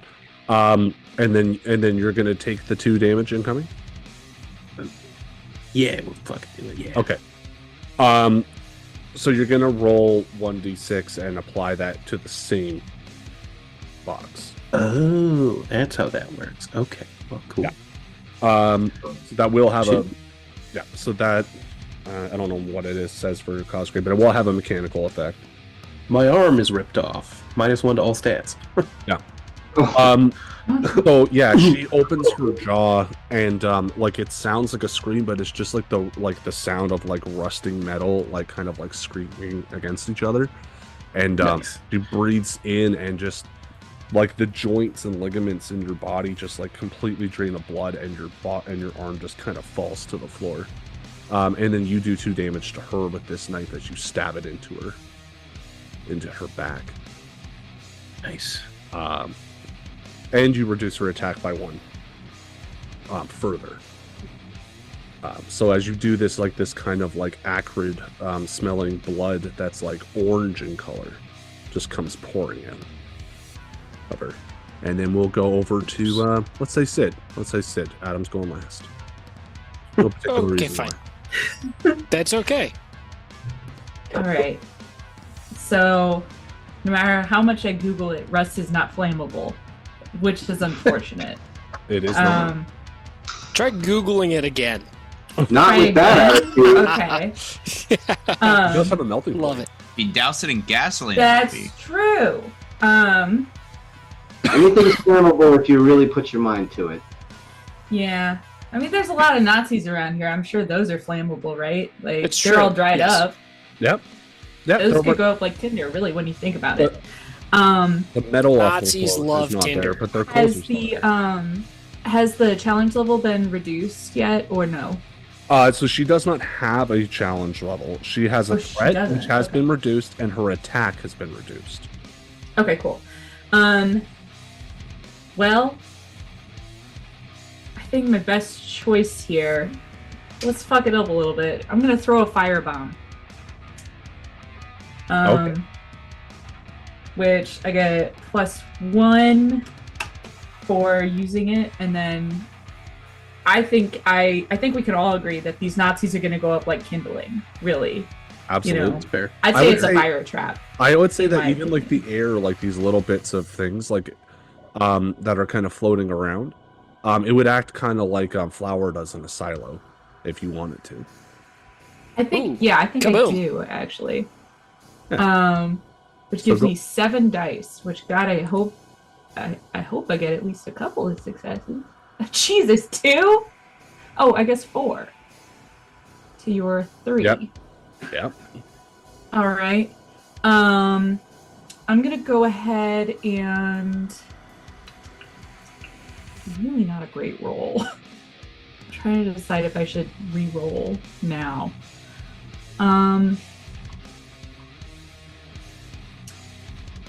It's good enough, I think. I'm gonna go ahead and get her for 2, and then I think at least one of the ones that gets me is I catch on fire a little bit. Okay. Just So a I'll little. take So- 2 damage and deal 2 damage. Okay. So yeah, you do this, and it's just like a flurry of explosions. Go ahead and roll your d6, and let's see what injury you take. Right. Oh, I guess I'm taking 1 damage. Sorry, Yeah. I missed. Yeah, you're taking but 1 yes, damage. I will roll my d6. That's a 6. It's a good thing I healed that hand earlier. Yeah. So yeah, like you go to put your hand up to stop it, and it just completely singes. You don't have skin from your forearm to the tips of your fingers, but you do manage to survive due to your vampiric Nice. resilience. Nice. However, it also gets her pretty good. She takes a couple of damage there as the clothes that she's wearing, like mostly made out of metal, but some of it is fabric, catch on fire, and she screams out in agony like this piercing banshee wail. And then, last but not least, we have Chuck. Ooh. All What's right. that smell? Sorry. Yeah. Do you smell that smell? Yeehaw. Chuck's gonna take a look. He's gonna take it all in for just a wee little bit. He's gonna step back. He's gonna take a big ol' followed by a he's gonna hork one. He's gonna hork a fat loogie up on this woman here. This rust witch is gonna turn into a melting pile of iron. Slag for the heap. Stop. I can only get so erect. You're gonna get harder and harder, and then I'm gonna melt you down with this acid. I'm gonna spit right on that thing. Hawk to her! Baby, hawk to her. This kind of shoot or bro. You know, it doesn't matter. It's the same number either way. We're hawking. All right, so you're hawking some acid at her. Absolutely. Okay. So, says spend 1 blood, hawk up a gut full of fierce acid. It's fierce. ++ versus metal. Does rust? I mean, rust is made out of. She is mostly made out of metal. It's corroded metal, but it's metal all the way. Fuck. Yes. So that means I get +3, right? Because it's ++ metal versus metal. So it's 3. That is correct. Plus. Yep. metal, Fuck yeah, let's ride. Nice. Bingo, bango, bongo. Let's go back to the Congo. Nice fucking Fuck roll. yeah. Ooh! Yeah! That's 4 successes. Yeah. Come on, roll like trash.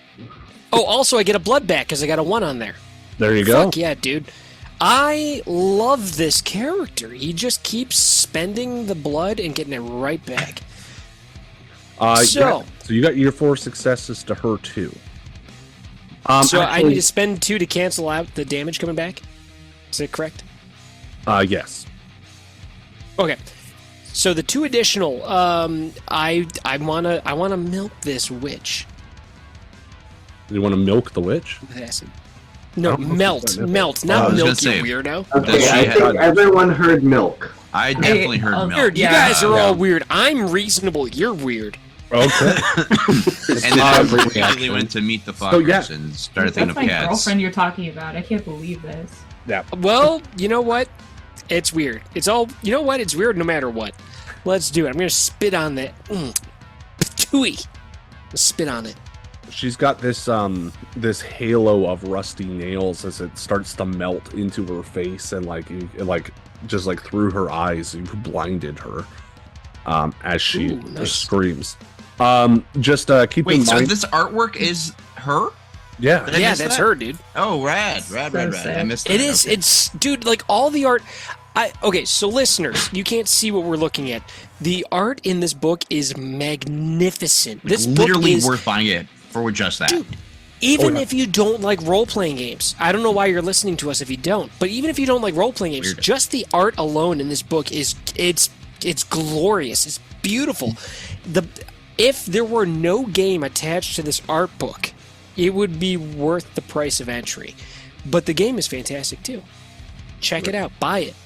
Yeah, if you're a fan, it's very similar, but it's not quite. But if you're a fan of Tank Girl comics at all, yeah, it gives me that vibe. It gives me that vibe for sure. Also, I don't have the coupon code currently, but I was promised a coupon code for discounts off of the PDFs. So Grant, cough up that code. We'll get you guys a code, so stay tuned. If you don't have it by the time this releases, email Chris, and I will get Chris that code as soon as possible. Okay. Buy it. It's fantastic.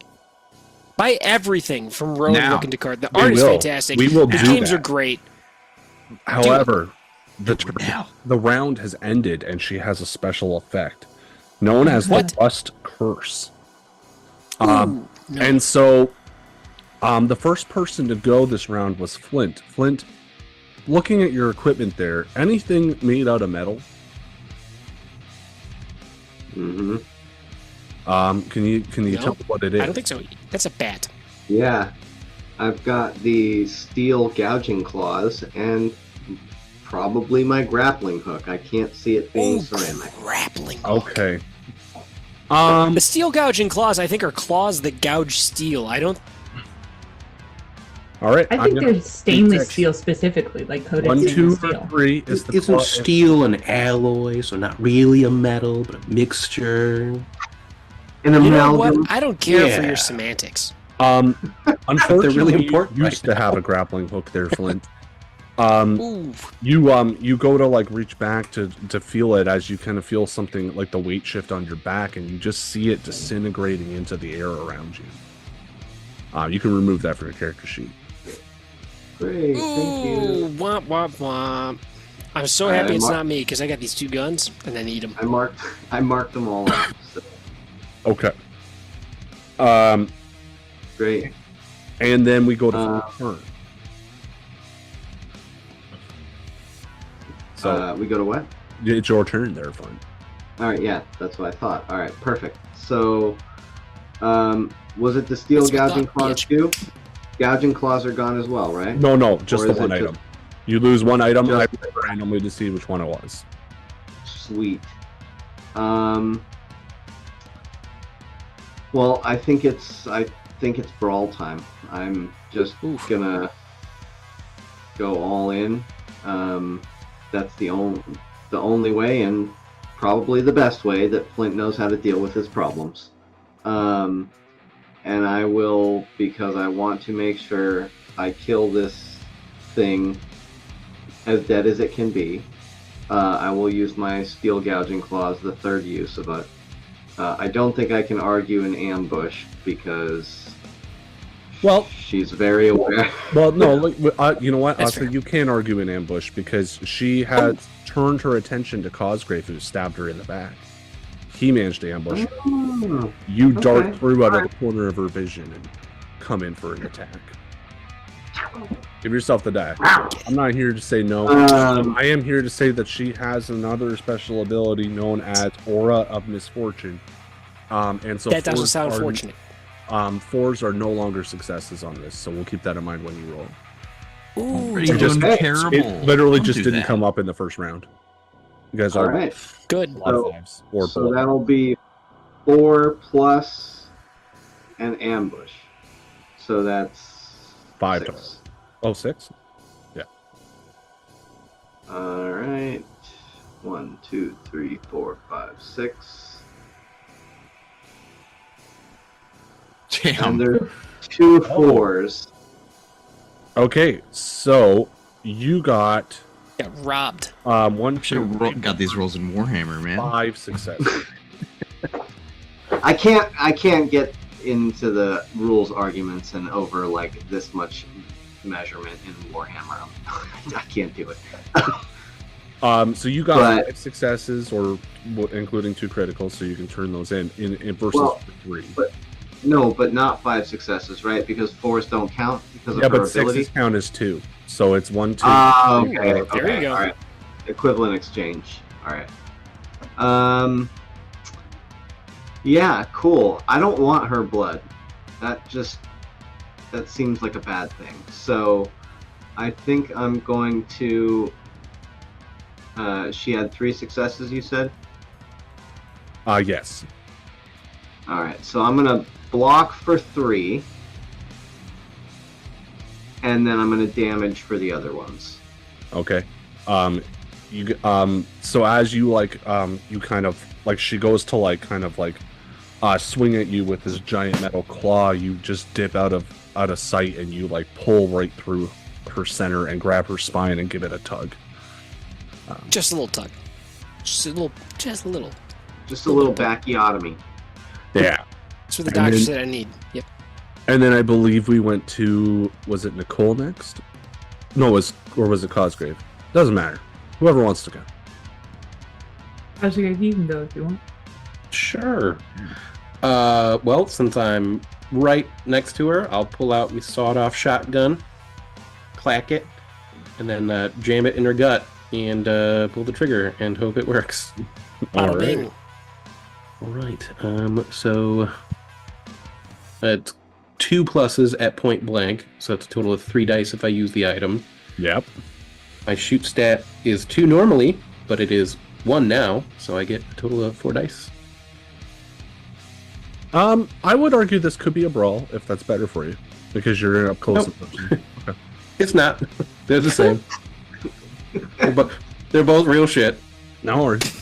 That is okay. That did Or not work. trash. I shouldn't. Okay, let's try this again. Should only be 4 dice. Okay, it's not doing that right. This roll, well, so that's 0 successes. Just roll 2 more die. Okay, hold on.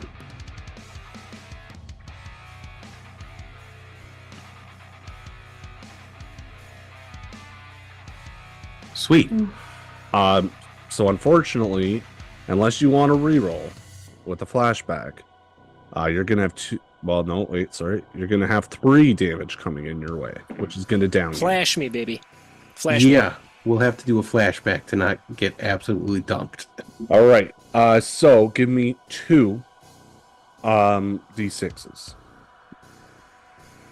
Okay.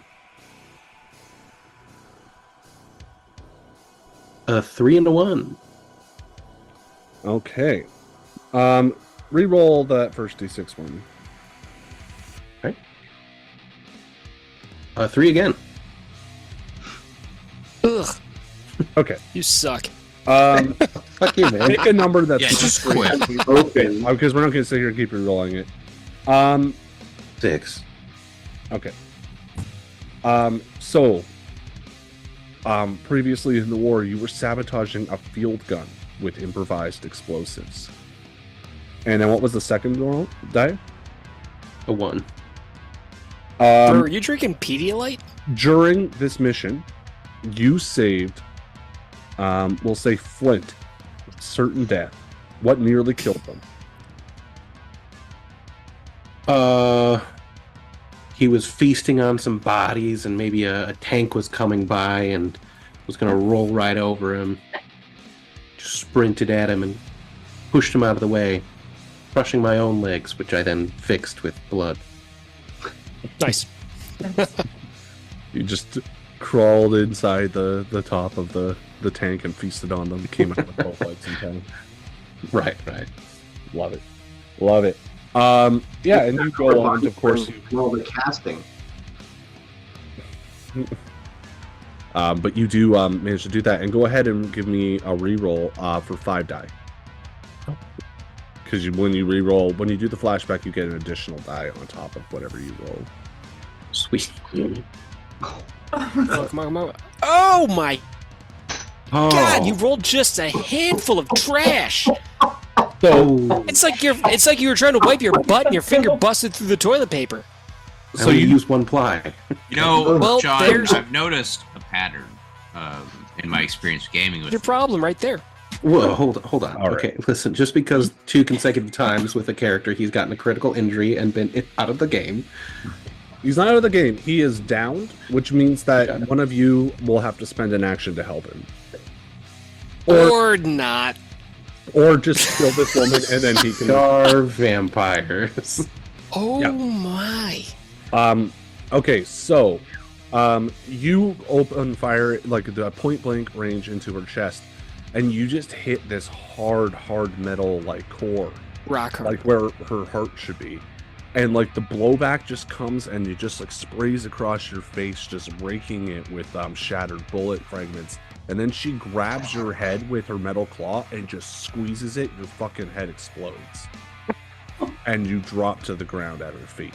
You're not dead because you're a vampire. That should be Right. but you are downed. Sick. While you take some time and recover. And we'll go over. It takes some time to think about what you did. He would think harder, but he doesn't have a brain. So Nicole, how are you going to retaliate to this rust witch that had the audacity to just break your friend's face? Right. Well, let's see. I think that and Flint is right up there, isn't he? Yep. Okay. Nicole's gonna say, hang on a second. I'm gonna try something new.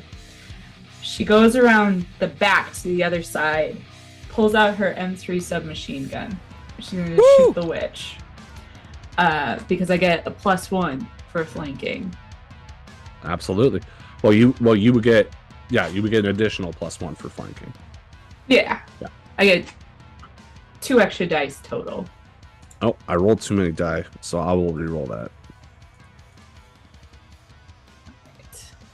1, 2. Come on. Okay. Okay, so that is going to be 1 critical for you because of the aura of misfortune Yeah, no, I know. versus her 3. I think that I might use my reroll here. All right, go ahead and give me the 2d6 rolls. Just don't roll a 3 or a 6 I'll try not to. on the first one. Well, okay. There you go. Mission success. A 5 and a 3. Okay. Mm-hmm. I gotta go back to that section. Where the hell is it? There it is. So we got a 5. Your mission was to steal a cipher machine from a submarine. Very And fun. you owe your life to Chuck. Actually, no. Yeehaw. No, you owe your life to Astrid. All right, fine. How did they save your life?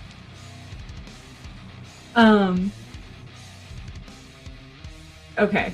So what happened was they were both down in this submarine, and it seemed like, the back's up against the wall.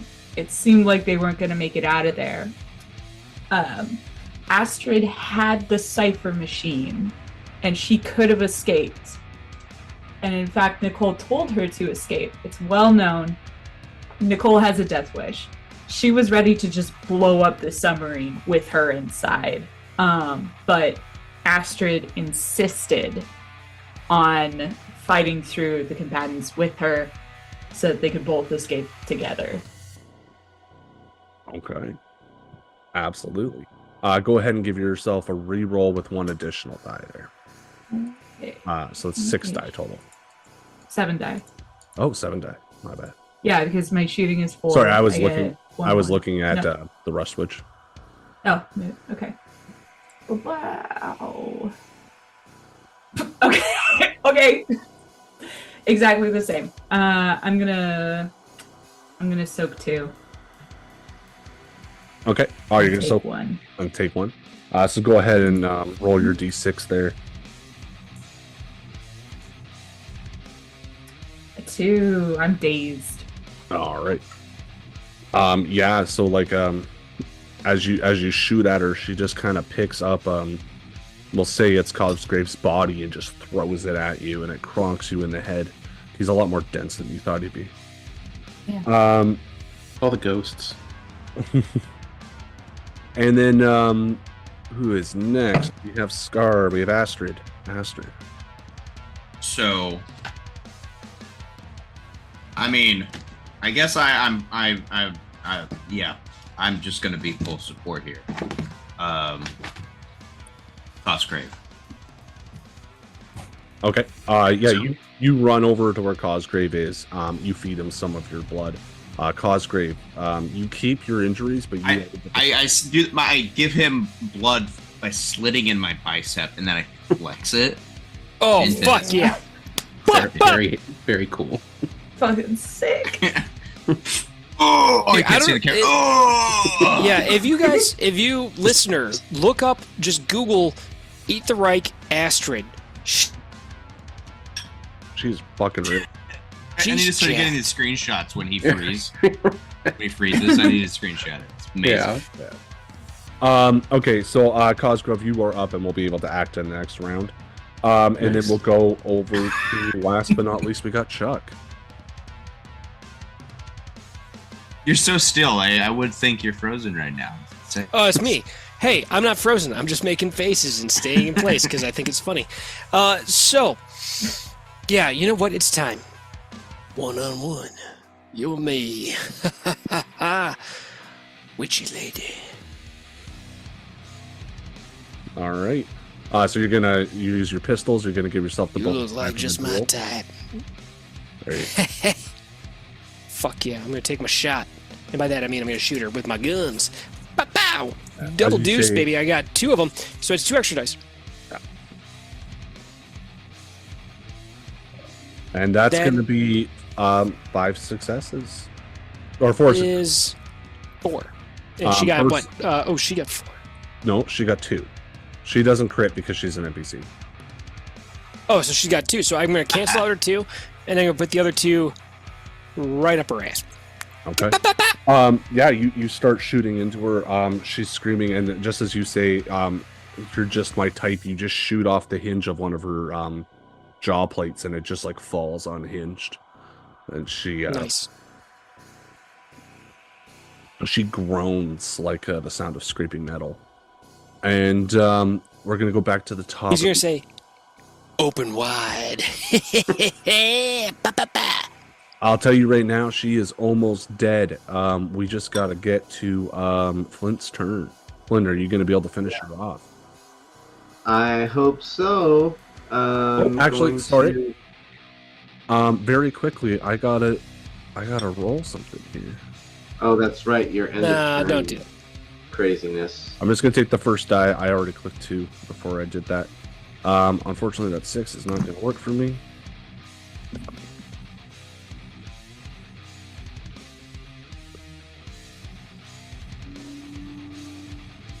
Unfortunately, Flint, it's you again. Great.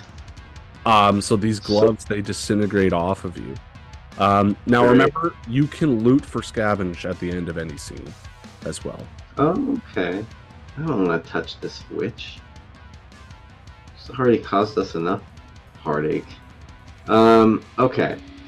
So I'm don't have any equipment to use, so I think I'm just gonna launch myself at her with a brawl. Okay. Give me that brawl.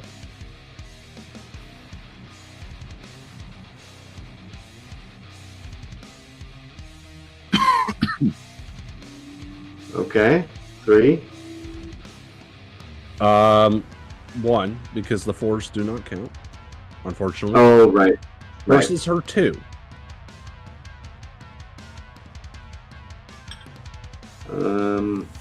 Not liking this. I think I might re-roll.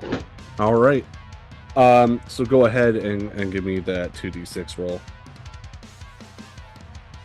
This is the first boss, guys.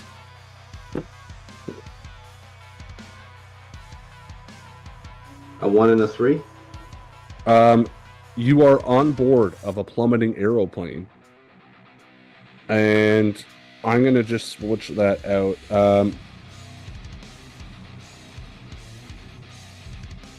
Okay. You recruited Chuck to Fang.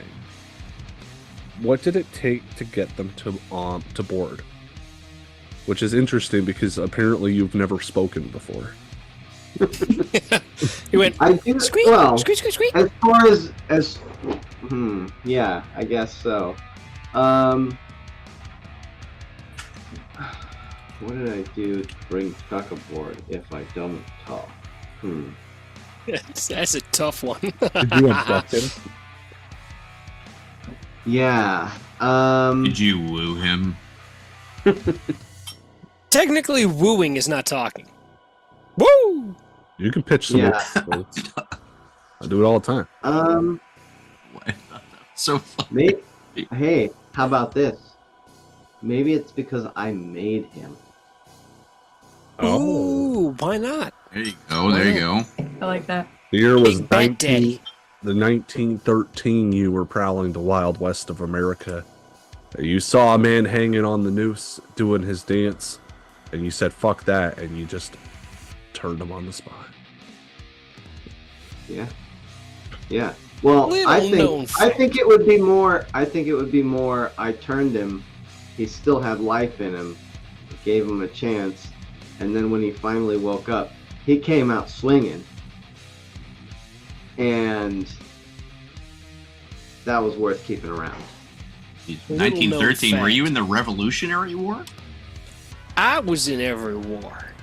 I've been around. I've been around. I like a fight. And you know, normally I fight for the underdog, and that happens to work out. But here's the thing. A lot of people don't know this about me, but I got arrested. I was ready to swing, dance the hangman's jig, because I ate the sheriff. Half of that deputy. Now, that happens to be before I turned into a vampire, and that's not neither here nor there. But somebody saw something in me and took upon themselves to raise me up into these great ranks, them blood-sucking fiends, and I do appreciate that. And we'll go. That was Flint's turn, and then I believe Cosgrave is next. Wait, did I get my reroll? Oh yeah. Please do your reroll. Okay. We give yourself one additional die on top of your rolling. So you were rolling Nice. 4. You're good. I was rolling 4, so I'll roll 5.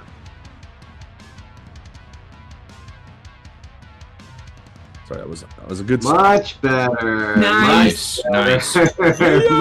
That is Oh, 3 beauty. successes and a critical. I'll tell you right now, there's only 2 damage left to do. Sweep that shit up. Great. Yeah. So I think the best thing for me to probably do is to use my Ravenous ability with the 6, Yeah. gain 3 blood, and then damage on the rest. Okay. So you're gonna gain 3. Or wait. You only need 2, so damage and then 1. defense. Yeah. Yeah, damage and defend. Okay. Don't even mark your injury because go ahead and describe how you end her life. I think what he would probably do is just take his little like pointy little nubbin claws on the end of his wings and just kind of jam them into the mouth face area and then extend his wings and just kind of like hopefully she shatters apart. And she does. She kind of like loses structural integrity. Yeah. And like she dissolves into like this pool of blood that just kind of floats through the air, and whether you want to take it in or not, it just like climbs in through your pores in your open maw. However it enters you, it tastes like stinging nettles, pop rocks, and tonic water. But you all gain an advance and clear 1 injury immediately. Nice.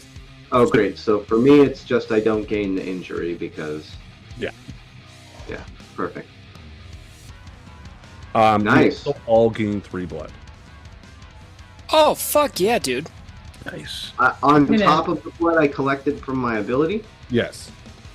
Great, I'm at 9. Yes, this is the blood of an Ubermensch. I'm gonna keep it at 6 then, and heal my 1 injury.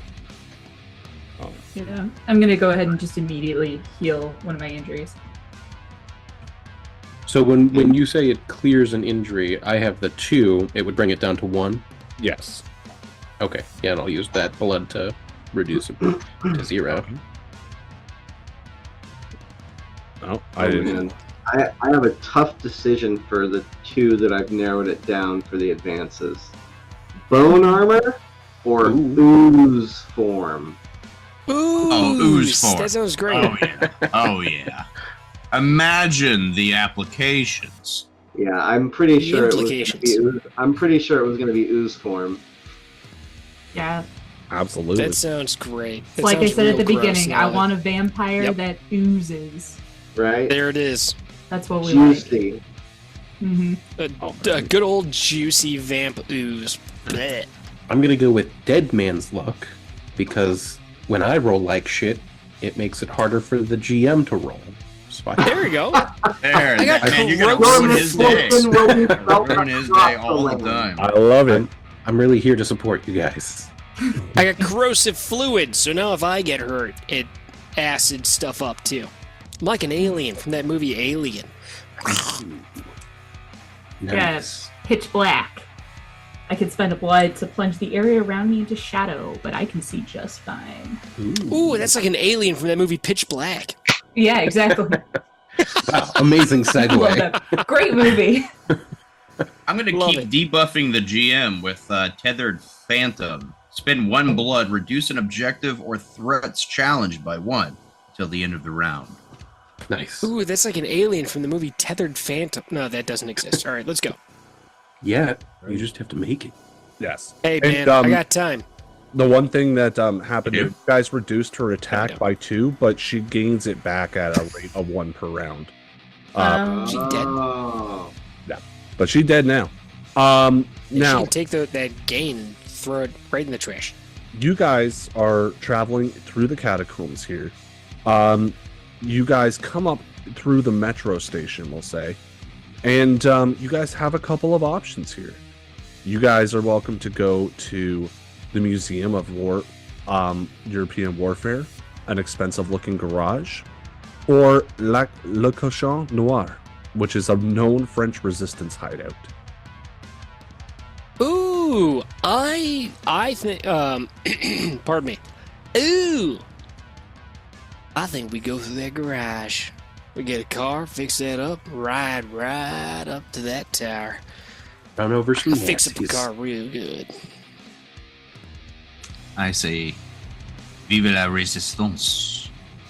I don't know what that means. I come from America where we speak English, and I don't know said about that 3 you. times.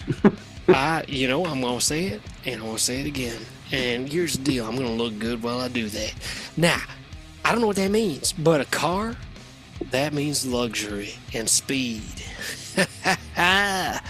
I'll fix that right up. Look at these tools here. He's gonna spin he's got like a ratchet set. For whatever reason, this vampire fucking cowboy commando decided to bring a ratchet set with him. And he spins it around his finger and it makes that nice ratchet clacking noise. He's like, I'll get right up in there, baby. I get in those guts of that car just like I get in the guts of a Nazi. Fix it right up. Off in the distance behind, and people other than Chuck, they don't really know much about Flint, and they don't really notice it, but he just kind of like softly coos. He never talks, and Chuck talks enough for both of them. He just kind of is like, okay. That's why he doesn't talk after so long. Makes Chuck sense. talks You get the chance. for both of them. All right. It's like me and my wife. There you go. So, buddy. where did we land on? Let's do a vote here. I guess it's between the garage and the resistance hideout. Where are we going? I'm garage. Okay, we got 2 Flint. for the garage. Flint I think doesn't that's- care unless there's a tiebreaker. Yeah.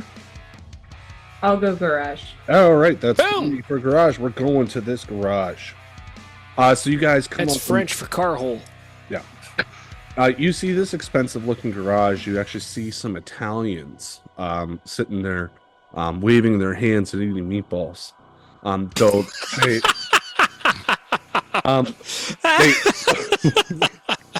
That's. Is that what's written down? no, that's what I said. Sorry. White people, right? Oh shit. All right, a couple of things. What that book actually says about this garage. Few people owned a car in 1940s Paris, and for many of those that did, it was a status symbol. Most of the vehicles in this garage belong to German expats or diplomats who want to be seen as driving something expensive. These 2 Italian men that are sitting there, they're all covered in grease. They're greasy and eating meatballs, and they run off. Like avocado, like olive grease? No, like What? car grease. Oh. Okay. Sorry. They're mechanics. They run off speaking Italian. It seems like they're going to go get people. You guys enter the garage. You have a moment here to look around. Inside, you see 3 cars. You see an open-topped Italian speedster, Nice. I'll take him. which gives you +2 die and an additional die if you are doing stunts. A reliable German import, which gives you +2 die, presumably while driving, and an additional die for tight turns. And then you have an unremarkable French jalopy, which gives you +2 die and an additional for going unnoticed. Which one doesn't have Swazis on it? Swazis. Actually, none of these do. These are Parisian. Oh, okay. If you've gone, I was hoping there was a I've never heard- Ducati in there. I've never heard Swazi before, and I kind of love it. Let's go for the one that does the stunts, because I like to get fucking weird with it. Yeah, Flint has no opinion because he doesn't actually have opposable thumbs. that's fair. I will say this: you don't all have to drive in the same car if you want to have multiple cars. Oh well. Fine, as long as I'm gonna no go one with the is jalopy. expecting me to drive. So I don't Conspicuous. stop now. Stop me if this is inappropriate, because I've had a couple of drinks. Chuck's gonna do this thing where he licks his finger, and he's gonna just caress that car that does the stunts, and it's gonna squeak just a little, like as he does it, and the acid from his spit leaves a little trail, and he's like, "Ooh, she's a dirty girl. I'm a dirty boy." There is a name for a fetish with automobiles. Yep, it's awful. I don't know it, but I think your character has it. Does. Oh baby, look at her. I mean, Ow. that's auto erotica. for sure. Fucking got That's 'em. fucking funny. I like that. I like that joke a lot. So he's Everybody gonna, go to Autoerotic- autoerotica right now. Autoerotic Chuck's fixation. Oh, all right, so fucking check this bang out. on. Here's the deal, real quick. I was in a punk rock band when I was in high school, and our probably best song was called Autoerotic Asphyxiation. And I'm gonna let you go ahead and guess what that was about. But so yeah, dude, Chuck's David gonna do Carradine? that. No, it's before he died because I'm old. He's gonna do that, and he's gonna get in there and be like, "Oh, I know how to treat her just right. Get her to open up right away." And he's gonna spit on the lock on the handle so that it opens up, and he's gonna get up in there and hot wire this thing. Coster's gonna look over at Cosgrave. Does he always make you uncomfortable like he makes me uncomfortable? I throw Oh, up baby. a few times a day when I talk to him. Just making sure. I'm real comfortable in here. I'm gonna Ooh. go with the jalopy, so I'm just farther away. So we got the He's- Italian speedster and we got this jalopy going. Is anyone taking the German import, or are you guys just splitting it off between the two cars? Is the Speedster a motorcycle? No, it's like a precursor to a Ferrari. It's an Italian Flint- sports car. He's gonna do the thing where he revs it. He revs it and he does like the tiger claw with his hand as he growl, like fake mouth as a growl as the car revs.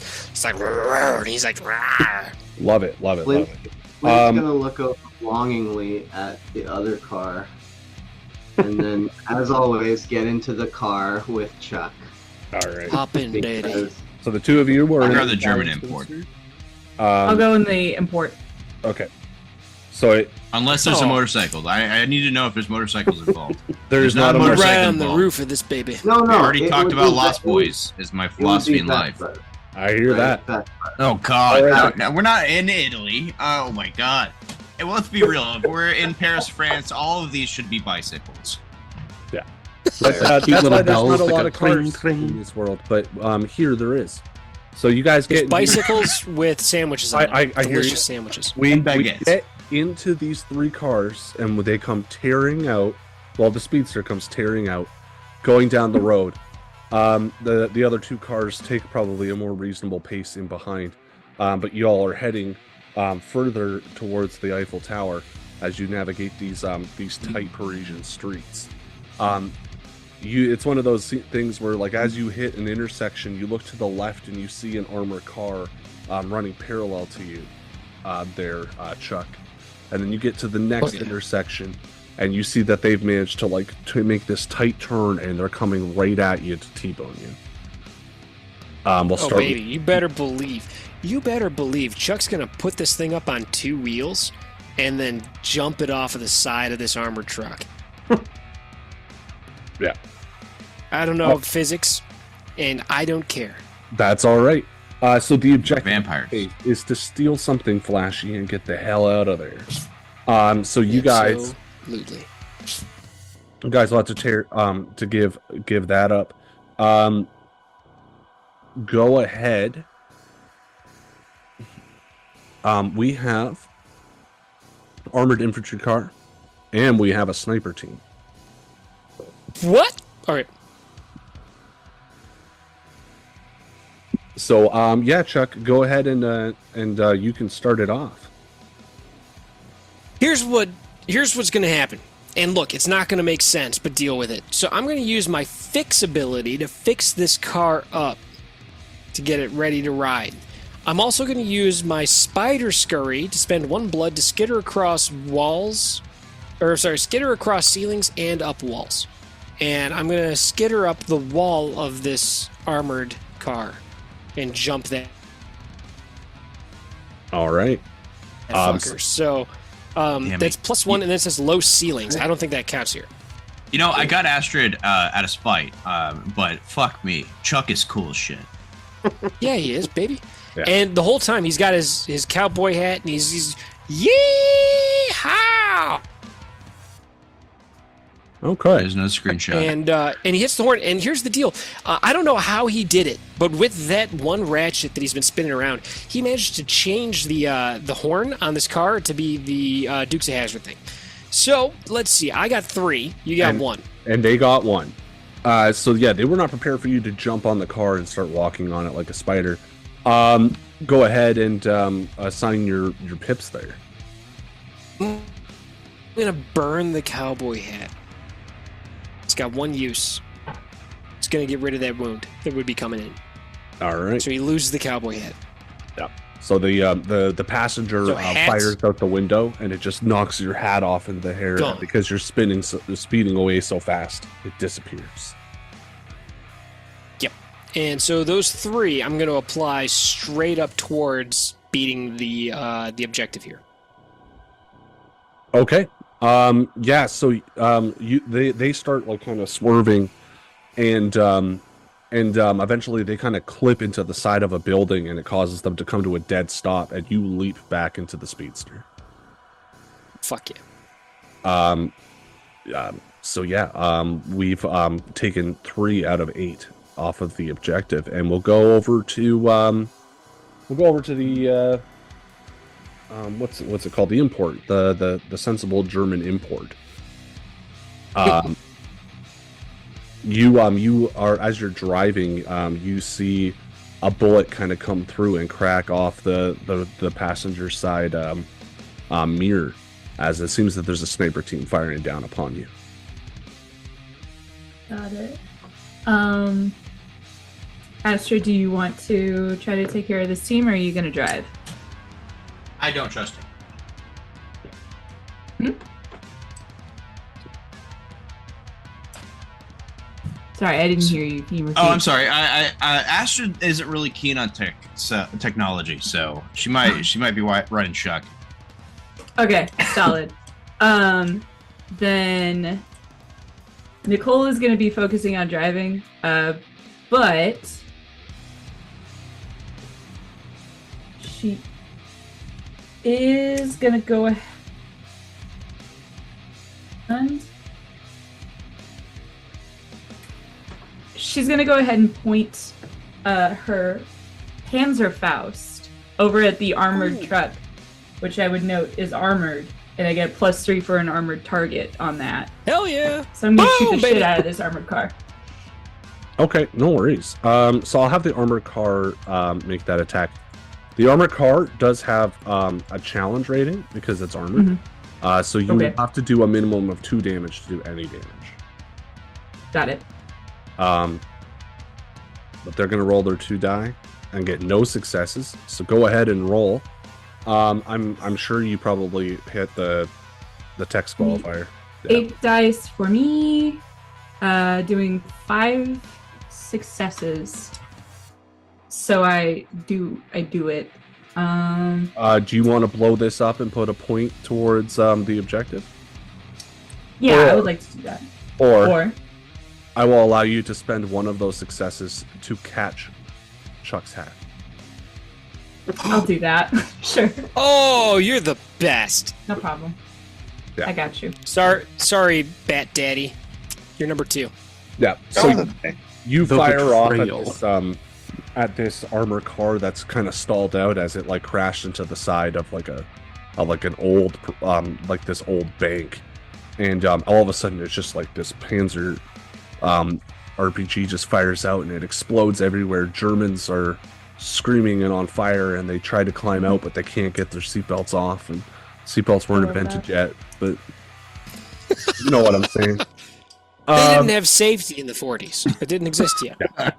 Safety was third then. Bucket All right. seats and real glass in the windshield. Hooray! Put the hat on. All right. Oh,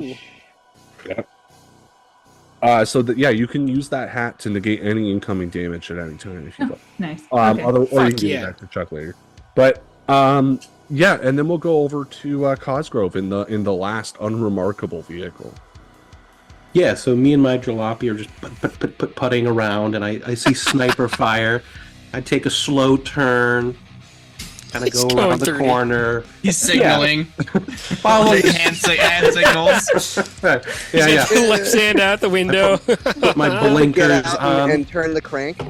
Yeah, I'm honking at like the person who's crossing the road. Like, come on, what are you doing? Safety hawk, making sure they know you're coming. Right, yeah. And so Stopping I at look the up and lights. I see there's the building with the sniper team on it. So I pull out my bottled ghosts and I just kind of roll it into the building as it erupts through the floors and tries to kill them. So I'd like to roll sneak with that. Okay. Now, I have to roll first because any ones I roll reduces your dice pool. Oh, okay. Okay. Because that's what my ability Dead Man's Luck does. Okay. I mean, I will say, I will keep that in mind going forward. I only rolled one success. So what I'll say is if you can get 3. Ah, He did. That was real good. disgusting. Oh my god. But We'll But- keep that roll because that's about as good as it could possibly go for you. You have 3 criticals and 2 successes. Yeah. I'll tell you right now, they have a lot of attack, but there's only one dude. If you can get him with these ghosts, it only takes 2 successes to kill this man. Yeah, we'll Ghost. kill him with 2. So Yeah. the And- ghosts just pull him just up, grabbing his legs and just pull him into the ground until he's just a puddle of leaky gore and viscera. Absolutely. A man, Um, Gert. A man, Gert. You also Yeah. got enough successes, so that's 1, 2, 3, 4, 5, 6. You could also gain 1 blood if you want, and this scene and apply the rest towards objective if you want, and that would end this scene. Yeah, unless everyone wants to keep killing Nazis. I mean, Well, we want to kill the ultimate Nazi. Yeah. true. Yeah. True. Yeah, well, I'm cool with that. Gain of blood and scene, kill a dude. All right. We just kind of cut to these cars going. The unassuming Jalopy just kills the sniper that had a bead on everyone. Not even worrying about taking any damage. Right. And I just, eventually meet back up with the group, taking a nice turn, signaling. Parallel park before we exit the vehicle. Yeah, I made sure to actually have a seatbelt. I fashioned one while I was in here. You put some coins Like in don't the exist. put some coins in the meter. Yeah. The only working meter in Nazi-controlled Paris. I find it and I put American coins in Perfect. that I stole from Chuck. Yeah. You've done your job. You've done Nicole your job. gives the hat back to Chuck. All right. Says, I think you dropped this. Puts it on him. Nice. The 3 of you kind of meet up in your cars. You don't have to ditch the cars just yet. As you all speed off in your various cars, on the horizon, an exhibition of degenerate art, alongside the German Pavilion of Technology. And we're going to have to find out what's in these buildings next time. What? Ah! Thank you so much for listening. Again, this episode will be out before the Lancer episode, but and I think the audio podcast version of the Hollows game that we'll be playing this upcoming Monday Can't wait. will be coming out. So we have a lot of good Halloween content coming your way. 4 years of Dragon's Greed Gaming, 4 years more, and then no more after that. Yeah, 4 more, and that's it. We There's all term limits. sacrificially kill Chris. There's as term of limits 4 on years from now. podcasts. Look, We have to somehow make it look like an alien burst out of his chest. That would be ooh, fucking rad. I No. can No, make that happen. I'm gonna burst into his chest and pull out his Oh. heart and say, Okay. "Onam Shidai, Onam Shidai, Oh. Onam Shidai, Kalima. Kalima. Kalima, Kalima." All right. And on that note, Kalima, we will be seeing y'all next week. Y'all have a good night and toodle Yeah. forever. Toodaloo. Ooh. Boy, am I drunk. I really hope that didn't translate.